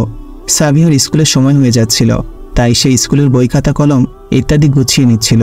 আসসালামু আলাইকুম, may I come in ma'am? ওয়ালাইকুম আসসালাম। জি আসুন। আচ্ছা সাবিহা, তোমাকে একটা প্রশ্ন করি। হ্যাঁ করেন। তুমি কি সারাক্ষণ এইভাবে ঘুমটা দিয়ে থাকো? হ্যাঁ, এটা আমার অভ্যাস। আপনি নাস্তা করে নিন। কেন, তুমি নাস্তা করবে না? আমি এখন গোসল করব, তারপর নাস্তা করব। আমরা একসাথে নাস্তা করব, ওকে? তুমি তোমার কাজ শেষ করে আসো, ততক্ষণ অবধি আমি রাফিয়ার সঙ্গে খেলা করছি। এই বলে শামীম রুমের বাইরে চলে গেল। সাবিহা গোসলের জন্য ওয়াশরুমে ঢুকে গেল। সাবিহা গোসল সেরে স্কুলের ড্রেস পরে নিল। তার পরনে কামিজ এবং সালোয়ার। এই অবস্থায় চুলগুলো শুকানোর চেষ্টা করছিল। হঠাৎ রাফিয়ার সঙ্গে খেলা অবস্থায় শামীম দৌড়ে রুমে ঢুকতেই ব্যালেন্স হারিয়ে সাবিহার সঙ্গে ধাক্কা লাগলো। সাবিহা নিজেও ব্যালেন্স কন্ট্রোল করতে না পেরে একদম পড়েই যাচ্ছিল। শামীম সাবিহাকে ধরতে গিয়ে সাবিহাকে নিয়ে এসে ফ্লোরে পড়ে গেল। এক মুহূর্তের মধ্যে দুজনের অজান্তেই দুজনের অনেকটা কাছাকাছি চলে আসলো। দুজনের হার্টবিট বাড়তে শুরু করলো। শামীম অপলক দৃষ্টিতে সাবিহাকে দেখেই যাচ্ছিল। সাবিহাকে ঘোমটা ছাড়া ডানাকাটা পরীর মতো লাগছিল। চুলগুলো বেশ লম্বা। শামীমের পুরো শরীর জুড়ে আছে সাবিহা, এলোমেলো চুল। রাফিয়া কিছু না বুঝেই হাতে তালি দেওয়া শুরু করলো। বলতে লাগলো, ইয়ে কি মজা, মামুনি রাজপুত্রকে ধরে ফেলেছে, মামুনি রাজপুত্রকে ধরে ফেলেছে, কি মজা। রাফিয়া খুশিতে লাফাচ্ছে। রাজপুত্র হেরে গেছে। রাফিয়ার কথা শুনে দুজনে একটু স্বাভাবিক হলো। সাবিহা লজ্জায় মুখ লুকিয়ে রুম থেকে চলে গেল। শামীম মনে মনে বলতে শুরু করলো, এত সুন্দর কেন তুমি? তোমার চাহনি বারবার আমার দিলে তীর ছুড়ে। তোমার চুলের ঘ্রাণে আমি তো পাগল হয়ে যাচ্ছিলাম। তোমার স্পর্শে আমি বিমোহিত হয়ে গিয়েছিলাম। আমি তোমার প্রেমে হোঁচট খেয়ে পড়ে হাবুডুবু খাচ্ছি সাবিহা। সকালে নাস্তার পর শামীম তার বাড়ির দিকে চলে যাওয়ার জন্য প্রস্তুত হচ্ছিল। অন্যদিকে সাবিহা স্কুলে যাওয়ার জন্য একসাথে বের হলো। শামীম সাবিহাকে দেখে একটা মিষ্টি হাসি দিল। শামীম লক্ষ্য করলো সাবিহা নিজেকে কালো বোরকা, হিজাব, হাতে পায়ে মোজা দিয়ে আবৃত করে বের হয়েছে। সাবিহা, তুমি কি সবসময় এভাবে স্কুলে যাও? হ্যাঁ। আচ্ছা চলো, আমি তোমাকে স্কুলে ড্রপ করে দেই। না লাগবে না, আমি আমার বান্ধবীর সঙ্গে চলে যাব। আচ্ছা ঠিক আছে, এই নাও আমার কার্ড, এখানে আমার নাম্বার আছে। যখন ইচ্ছা হয় আমাকে কল দিও, আমি তোমার অপেক্ষায় থাকবো। এই বলে শামীম তার বাড়ির দিকে চলে গেল। অন্যদিকে সাবিহা ফিরোজার সঙ্গে গেল। ক্লাসে পা রাখা মাত্রই সবাই আনন্দিত হয়ে উঠল। সবাই একে একে সাবিহার সাথে দেখা করতে আসলো। হাবিবা এতক্ষণে সাবিহার খবর পেয়ে ক্লাসে দৌড়ে আসলো। সে তো সাবিহাকে দেখে পুরোই অবাক। হাবিবা ভয় পেয়ে গেল। হাবিবা ভাবতে লাগলো, সে সাবিহার সাথে যে কাজটা করেছে সেই ঘটনার পর সাবিহা জীবিত ফিরে আসলো কিভাবে। সাবিহা হাবিবার বিষয়টা বুঝতে পারল যে সে হয়তো ভয়ে তার কাছে আসছে না। তাই সাবিহা নিজেই হাবিবার কাছে গেল। আসসালামু আলাইকুম, কেমন আছিস হাবিবা? হাবিবা কাপা গলায় জবাব দিল, ওয়ালাইকুম আসসালাম, ভালো আছি। হাবিবা, তুই কেন করলি আমার সাথে এমন? আমি যেটা করেছি একদম ঠিক করেছি। তুই এটারই যোগ্য। আমার থেকে এর চাইতে ভালো কিছু কখনো পাবি না। আমি তোর কি ক্ষতি করেছি যে তুই আমার সাথে এমনটা করলি? তুই কিভাবে বুঝবি? তুই তো হুজুর বোরকাওয়ালি, গেয়েও ভূত একটা। আমি তোর সাথে বন্ধুত্ব করেছিলাম শুধুমাত্র আমার স্বার্থে, বুঝলি তুই? আমাকে খুলে বল সব কিছু, আমি কিছুই বুঝতে পারছি না। তোর মতো মেয়ের সঙ্গে আমার কথা বলার কোনো ইচ্ছাই নেই। তুই বেঁচে ফিরেছিস সেটা বড় কিছু না, মনে রাখবি আমার প্রতিশোধ এখনো বাকি আছে। এই বলে হাবিবা ছেলেদের আড্ডার দিকে চলে গেল। সাবিহা খুব চিন্তায় পড়ে গেল, তার সাথে হাবিবা কেন এমনটা করেছে সেটাই সে বুঝতে পারছে না। সাবিহা নিজের সিটের দিকে যাচ্ছিল, হঠাৎ করে তার সামনে একটা ছেলে আসলো। Hi babes, how are you? কোথায় ছিলে এতদিন তুমি? I missed you so much. Sabiha রেগে গেল। Don't disturb me, get lost. Oh darling, oh my angry bird, so beautiful. তোমার এই কর্কশ গলা শুনলে আমি তোমার প্রেমে পড়ে যাই। সাবিহা ভেতরে ভেতরে ভয়ে একাকার। ফিরোজা দৌড়ে আসলো, সাবিহার কাছে এসে সাবিহার হাত শক্ত করে ধরে রাখলো।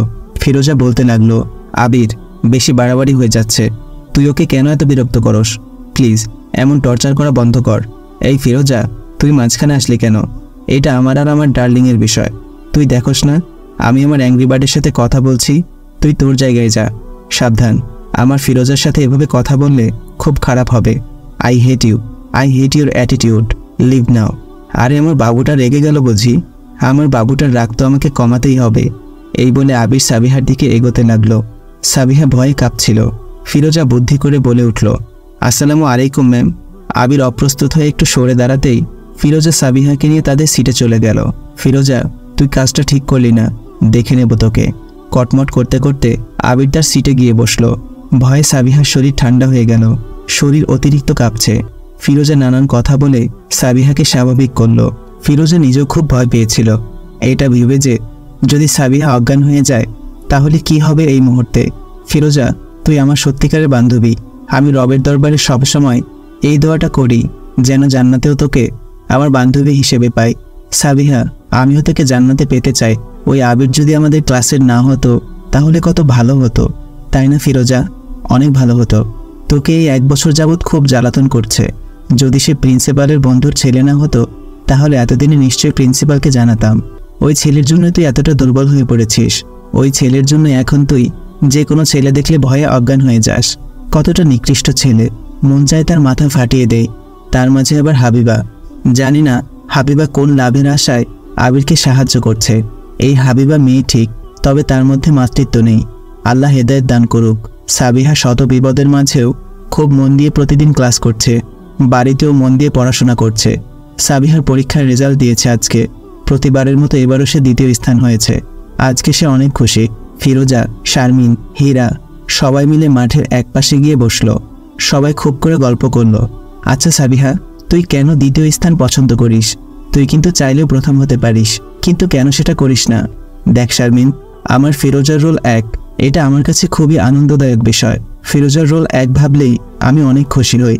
আমি তার 1 কিভাবে নেই যেখানে আমি এত খুশি? তাছাড়া আমার নিজের জন্য 2য় স্থানে উপযুক্ত বলে মনে করি, কেননা আমি চাই না আমার অন্তরে কোনোভাবে অহংকার চলে আসুক। ফিরোজা, তুই কিছু মনে করিস না। আমি জানি তুই অহংকারী না। তুই কিভাবে জানিস? কারণ আমার কলিজার টুকরা বান্ধবী কখনো অহংকারী হতে পারে না। আমরা এই 4 বান্ধবী সবসময় এক প্রাণ হয়ে থাকব। আমরা জান্নাতেও একসাথে থাকব ইনশাআল্লাহ। এত সহজে আমি তোদের ছাড়ব না, বুঝলি? আজকে এই খুশির মুহূর্তে আমি তোদেরকে আরও একটা খুশির খবর শোনাতে চাই। সবাই আগ্রহের সাথে বলল, কি সেটা? তাড়াতাড়ি বল। সাবিহা চোখ বন্ধ করে বলল, আমার বিয়ে হয়ে গেছে। কি বললি তুই? সবাই তো রেগে আগুন হয়ে গেল। আচ্ছা রাগ করিস না, পুরো কথা শুনে নে আগে। এই বলে সাবিহা একে একে সব কিছু খুলে বলল। মাশাআল্লাহ, কি সুন্দর লাভ স্টোরি। কি কাজ করে ভাইয়া? তিনি একজন বিজনেসম্যান। মাশাআল্লাহ, খুব ভালো। তো কথা হয়নি ভাইয়ের সাথে? হয়তো অনেক কথা হয়। আমরা যখন বন্ধুত্ব করে নিয়েছিলাম তখন থেকে আমি সবকিছু শেয়ার করি তার সাথে।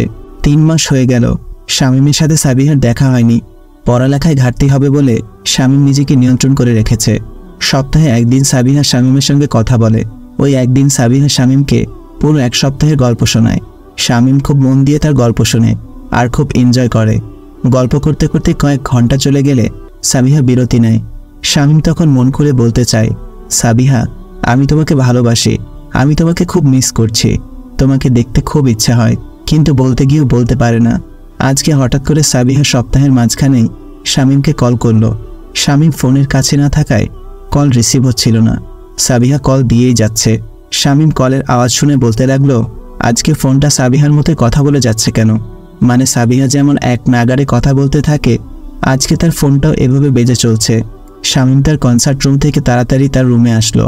এসে দেখলো সাবিহার 20টি মিস কল। শামীম তো পুরোই অবাক হয়ে গেল। শামীম ভাবতে লাগলো, এখনও তো সপ্তাহ শেষ হয়নি, তাহলে কি করে কল আসতে পারে। খুশিতে আত্মহারা হয়ে গেল শামীম। দেরি না করে তাড়াতাড়ি কল ব্যাক করলো। ওপার থেকে অভিমানী গলায় সাবিহা বলল, আসসালামু আলাইকুম। ওয়ালাইকুম আসসালাম, কেমন আছো? না, বলবো কেন, সেই কখন থেকে কল দিচ্ছি, কোনো খবরই নেই আপনার। আমার পাখিটা রাগ করেছে বুঝি। এত ঢং করে কথা বলা লাগবে না, কোনো কথা নেই আপনার সাথে। আচ্ছা সরি, আমার ভুল হয়েছে, আর কখনো এমনটা হবে না। কি হবে না মানে আর তোমার কল দিয়ে রিসিভ করার জন্য অপেক্ষা করতে হবে না। আজকে যেহেতু ভুল হয়ে গেল, সেই ক্ষতিপূরণ হিসেবে আমি তোমাকে তোমার পছন্দের চকলেট গিফট করব। ওকে? না, কোনো ওকে না। আমি কি শুধু এটার জন্য রাগ করেছি নাকি? তাহলে আর কেন রাগ করেছো? আমি কি আরও ভুল করেছি? হ্যাঁ, ভুল করেছেন। সপ্তাহ শেষ হলে যে কল দিতে হবে, এমনটা কি এখনও রুলসে রাখা ঠিক হচ্ছে? এখন তো আমার পরীক্ষা নেই। আপনি কি আমায় মিস করেন না? বলার জন্য কত কথা জমে থাকে। ও আচ্ছা, আমি খুবই সরি। আর হবে না মিষ্টি বউ, তোমাকে আমার প্রতিটা মুহূর্তেই মনে পড়ে, কিন্তু তোমার ভালোর জন্যই এমনটা করেছি। আমি আপনাকে কতদিন দেখি না, যেদিন দেখা হবে আমরা কিন্তু খুব গল্প করব। সাবিহা আবেগের সাথে কথাটা বলল। তুমি সত্যি আমার সাথে দেখা করতে চাও? আমি তো এটারই অপেক্ষা করছিলাম। তাহলে কবে দেখা করবে বলো, আমরা কাল দেখা করি, কি বলেন? আচ্ছা ঠিক আছে। শামীমের তো খুশিতে লাফাতে ইচ্ছে করছিল। সে পারলে যেন এক্ষুনি উড়াল দিয়ে চলে যায়। আমার বান্ধবীদের সাথে আজকে খুব মজা হয়েছিল। তারা সুযোগ পেলে চুপিসারে আপনার নাম ধরে আমাকে ডাকে। কালকে আমাদের 4th হাউস ক্লাস হবে, তারপর একটা বিশেষ প্রোগ্রাম হবে। কালকে খুব মজা হবে। আমি খুব খুশি। কালকে সবাই মিলে খুব আনন্দ করব। আপনি শুনছেন তো আমার কথা? হ্যাঁ রে পাগলি, হ্যাঁ, খুব মন দিয়ে শুনছি। কি করো তুমি? এতক্ষণ তো আপনার সাথে কথা বলার জন্য মরিয়া হয়ে উঠেছিলাম, এখন আপনার সাথে কথা বলছি তো। এই বলে সাবিহা বাচ্চাদের মতো হাসা শুরু করলো। শামীম তার কথাগুলো প্রাণ ভরে অনুভব করছিল। এই পাগলি, মিস করো আমায়? কেন মিস করব না? আপনি তো আমার খুব ভালো বন্ধু। এটা শুনে শামীম একবার খুশিও হয়, আবার একবার দুঃখও পায়। ফোন একটু দূরে সরিয়ে নিয়ে বলে, কবে ভালোবাসবে আমায়? কবে বলবে আমি আপনাকে ভালোবাসি? সেদিনের অপেক্ষায় আমি আছি। আচ্ছা আপনি কি করছেন? হ্যালো হ্যালো হ্যালো বলে সাবিহা চিৎকার করতে লাগলো। হ্যাঁ শুনছি, বলো। কোথায় হারিয়ে যান বারবার? তোমার মাঝে। মানে ঠিক বুঝলাম না। বলছিলাম সন্ধ্যায় নাস্তা করেছ? শামীম ঘুরিয়ে কথাটা বলল। করেছি তো। আপনি করেছেন? না, একটু কাজ করছিলাম, এখন করে নিব। পুরুষরা তো বাহিরে কাজ করে, আপনি তো শুধু মাঝে মাঝে বাহিরে যান। আপনি বাড়িতে বসে বসে অদ্ভুত মোবাইল ফোন দিয়ে কি কাজ করেন? শামীম ফিক করে হেসে দিল আর বলল, তুমি তো এখনো ছোট। তুমি বড় হয়ে যখন আমাদের বাড়িতে বেড়াতে আসবে, তখন না হয় সবকিছু বুঝিয়ে বলবো। আচ্ছা ঠিক আছে, আপনি নাস্তা করুন, আমি তাহলে একটু পড়ালেখায় মন দেই। রাখছি তাহলে, আসসালামু আলাইকুম। শামীম তার মনের কথাগুলো বলতে চেয়েও পারল না। সেও সালামের জবাব দিয়ে রেখে দিল। পরের দিন সাবিহাদের 4 ঘন্টা ক্লাসের পর অনুষ্ঠান শুরু হলো। সাবিহার বান্ধবীরা ওই দুষ্ট আবির থেকে সাবিহাকে সবসময় আড়াল করে রাখে। এই 4 মাসে আবির শত চেষ্টা করেও সাবিহাকে কোনোভাবেই পটাতে পারেনি। সেই জন্য ক্ষিপ্ত হয়ে সবসময় একটা কথাই বলতো, ডার্লিং, আমাকে পাত্তা না দেওয়ার কারণে তোমাকে তো শাস্তি পেতেই হবে। আমি যখনই সুযোগ পাবো আমার প্রতিশোধ নেব। It's my promise. অনুষ্ঠান শুরু হয়ে গেছে 1 ঘন্টা 30 মিনিট হলো।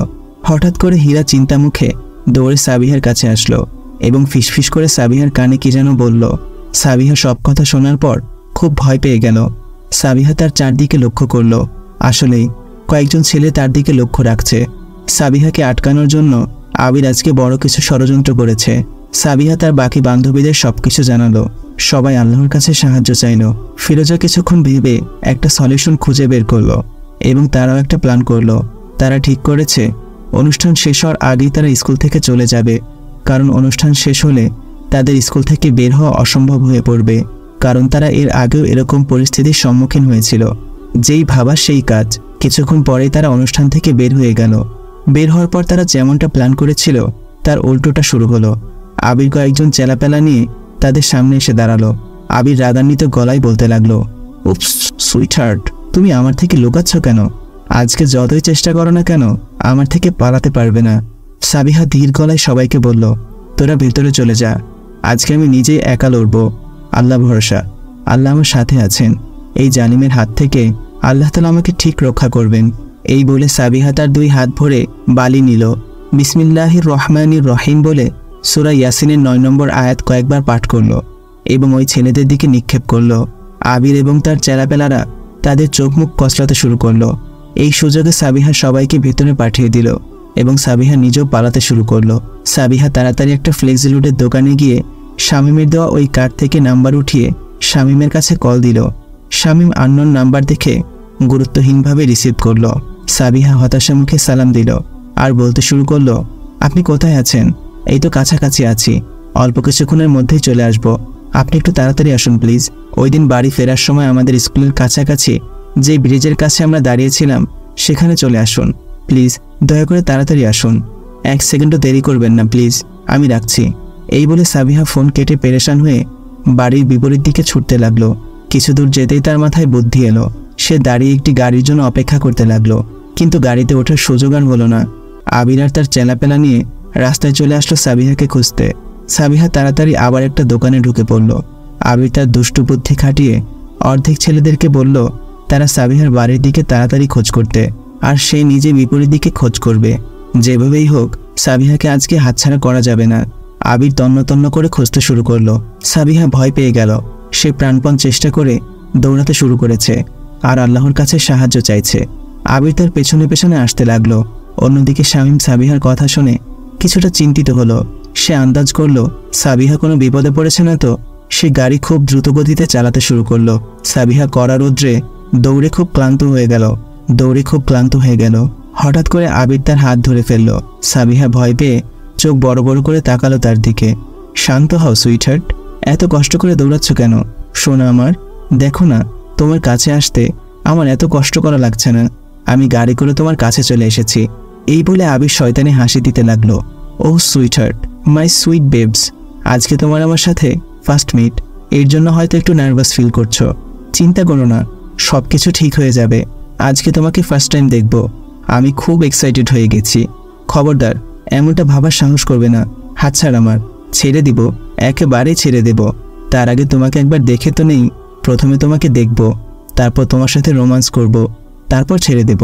তোমাকে একবারও দেখার সুযোগ হয়নি, এই জন্য তো মনে খুব ব্যথা জমে আছে। সেই ব্যথা দূর করার জন্যই তো আজকের এই ষড়যন্ত্র। আবির আবার শয়তানি হাসি দিল। আবির সাবিহার মুখের দিকে আস্তে আস্তে হাত নিচ্ছিল। এমন সময় খুব জোরে আবিরের মুখে থাপ্পড় এসে লাগলো। আবির রেগে পেছন দিকে ফিরেই, how dare you, what nonsense, আমি তোকে ভিডিও করতে বলেছিলাম, থাপ্পড় দিতে বলিনি। আবিরের গালে আবার থাপ্পড় দিল।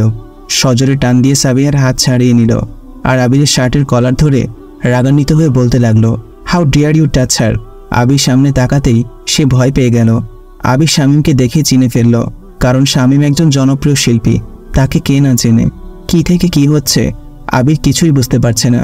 শামীম পাশের ছেলেটার হাত থেকে মোবাইল নিয়ে ভিডিওটা তার ফোনে নিয়ে নেয়, তারপর ডিলিট করে দেয়। শামীম সাবিহার পাশে গিয়ে দাঁড়ায়। তোমরা স্কুলের ছাত্র তাই না? রাস্তাঘাটে এত অসভ্যতা করো কেন? তোমাদের লজ্জা হওয়া উচিত।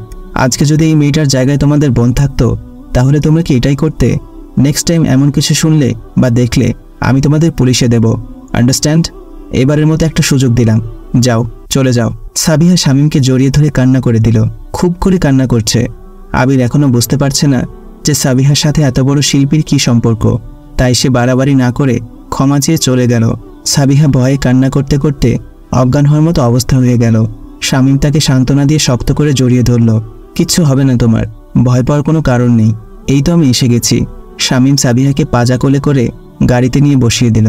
শামীম ড্রাইভ করতে করতে সাবিহাকে একটি নদীর তীরে নিয়ে আসলো। সাবিহা নদীর তীরে মুখ করে নীরবে দাঁড়িয়ে আছে। শামীম কিভাবে তার সাথে কথা শুরু করবে সেটা ভেবেই কাচুমাচু করছে। শামীম সাবিহার সামনে চকলেটের বক্স বাড়িয়ে দিল। এই নাও, যত ইচ্ছা চকলেট খাও। সাবিহা নীরব হয়ে রইল, কোনো পাত্তাই দিল না। শামীম কোনো সলিউশন খুঁজে না পেয়ে দূরে গিয়ে তামিমের কাছে কল করলো। আসসালামু আলাইকুম। ওয়ালাইকুম আসসালাম। কেমন আছিস তুই? আলহামদুলিল্লাহ ভালো। কিরে, তোর বউয়ের সাথে সময় কেমন কাটছে? একদম ভালো না, আমার মিষ্টি বউটা চুপ করে আছে। কেন, মন খারাপ নাকি? হ্যাঁ রে, খুব মন খারাপ। তার মন ভালো করার চেষ্টা করে যাচ্ছি, কোনোটাই কাজ হচ্ছে না। এই জন্য তো তোর কাছ থেকে একটা উপায় জানতে আসলাম। চকলেট দিয়েছিস? আরে হ্যাঁ, চকলেট, আইসক্রিম, ফুচকা সব কিছু তো সামনে নিয়েছি, কোনো পাত্তাই নেই রে দোস্ত। শুধু নদীর তীরে মুখ করে নীরবে হাওয়া খাচ্ছে। একটা উপায় আছে, তার সামনে এখন খেজুর নিতে হবে, তাহলে নিশ্চয়ই কাজ হবে। কারণ আমি জানি সাবিহা খেজুর দেখলে নিজেকে কন্ট্রোল করতে পারবে না। জাযাকাল্লাহ দোস্ত, তুই আমার অনেক বড় উপকার করলি। আমি তাহলে রাখছি, আল্লাহ হাফেজ। শামীম এখন চিন্তায় পড়ে গেল, খেজুর পাবে কোথায়? আল্লাহ, যে কোনোভাবেই হোক আমাকে খেজুর মিলিয়ে দাও। শামীম সাবিহার সামনে এদিক থেকে সেদিক পায়চারি করছে। আহারে, কালকে প্ল্যান করেছিল কত গল্প বলবে আমার সাথে, আর এখন চুপ করে আছে। কি যে করি ভাবতে ভাবতে হঠাৎ শামীমের মনে হলো একজন ব্যক্তি তাকে খেজুর তোহফা দিয়েছিল, আর সেই খেজুরগুলো এখনও তার গাড়িতেই আছে। শামীম আলহামদুলিল্লাহ বলে দৌড়ে গাড়ি থেকে খেজুরগুলো নিয়ে আসলো। সাবিহার সামনে খেজুরের বক্স বাড়িয়ে ধরল। সাবিহা কোনো রিয়াক্ট করছে না।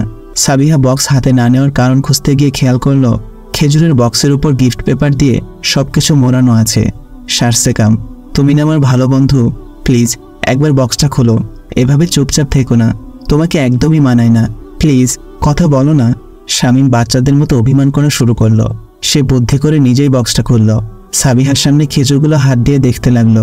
ইস, কি সুন্দর খেজুর, তাই না? একা একাই খাবো এই খেজুরগুলো, কত মজা হবে। খেজুর কথাটা শুনতেই সাবিহার চোখ পড়ল খেজুরের দিকে। কে বলেছে আপনাকে আমার সামনে খেজুর আনতে? আমি কোনো খেজুরের পাগল নই। আমি কি তোমাকে সেধেছি নাকি? আমি এই খেজুরগুলো একাই খেতে পারি। শামীম সাবিহাকে দেখিয়ে দেখিয়ে খুব মজা করে একটি খেজুর খেতে শুরু করলো। সাবিহার জিভে পানি এসে পড়েছে। সে কন্ট্রোল না করতে পেরে বলে উঠল, আপনি একজন পচা বন্ধু। আমার বান্ধবীরা যেটাই খায় আমাকেও সেটা খাওয়ায়, তারা কখনো একা একা কিছু খায় না। আরই কেটেছি আপনার সাথে, মনে হয় কাজ হচ্ছে। এখন আরও একটু অ্যাক্টিং করতে হবে। তোমাকে খেজুর দিলে বুঝি তুমি আমার সাথে থাকবে, আমাকে ভালো বন্ধু বলবে? সাবিয়া একটু ভাব নিয়ে হ্যাঁ জবাব দিল। তাহলে আমার সাথে সব সময়ের মতোই গল্প করতে হবে, তাহলে তোমাকে খেজুর দেব। ওকে, আচ্ছা ঠিক আছে। সাবিহার হাতে শামীম খেজুরের বক্স পুরোটা দিয়ে দিল। এখানে কেউ নেই, তুমি নিকাব খুলে খেজুর খেতে পারো। না, এখন খাবো না, আগে আপনার সাথে গল্প করব, তারপর খাবো। তারা দুজনে নদীর তীরে গিয়ে বসলো। সাবিহা তার নিকাব খুলে ঢকঢক করে পানি পান করলো। তারপর বলতে শুরু করলো, আপনি খুব ভালো। আজকে আপনি ঠিক সময় না আসলে আমার কী যে হতো জানেন? ওই ছেলেটা খুব বাজে, আমাকে প্রতিদিন টর্চার করে, তার কারণে আমার পুরো জীবনটাই পাল্টে গিয়েছে। শামীম তার গালে হাত দিয়ে গভীর দৃষ্টিতে তার দিকে তাকিয়ে মনোযোগ সহকারে তার কথা শুনছে। সাবিহা নিঃশ্বাস ফেলে আবার বলতে লাগলো, আমি তখন ক্লাস 9-এ পড়তাম। বছরের শুরুর দিক ছিল। মূলত ওই ছেলেটা আমাদের উপরের ক্লাসে পড়তো, কিন্তু ফেল করাতে আমাদের ক্লাসমেট হয়ে গেল। যেহেতু আমাদের বড় ক্লাসের ছিল, অন্যদিকে প্রিন্সিপালের বন্ধুর ছেলে, তাই সে র্যাগিং করছিল। হঠাৎ তার চোখ পড়ে আমার দিকে। তার সাথে ছেলেরা আমায় দেখে খুব হাসছিল, ভূত ভূত বলে মজা করছিল। আবির বাতাসের বেগে আমার সামনে এসে আমার নিকাব ধরে টান দিতে গেল।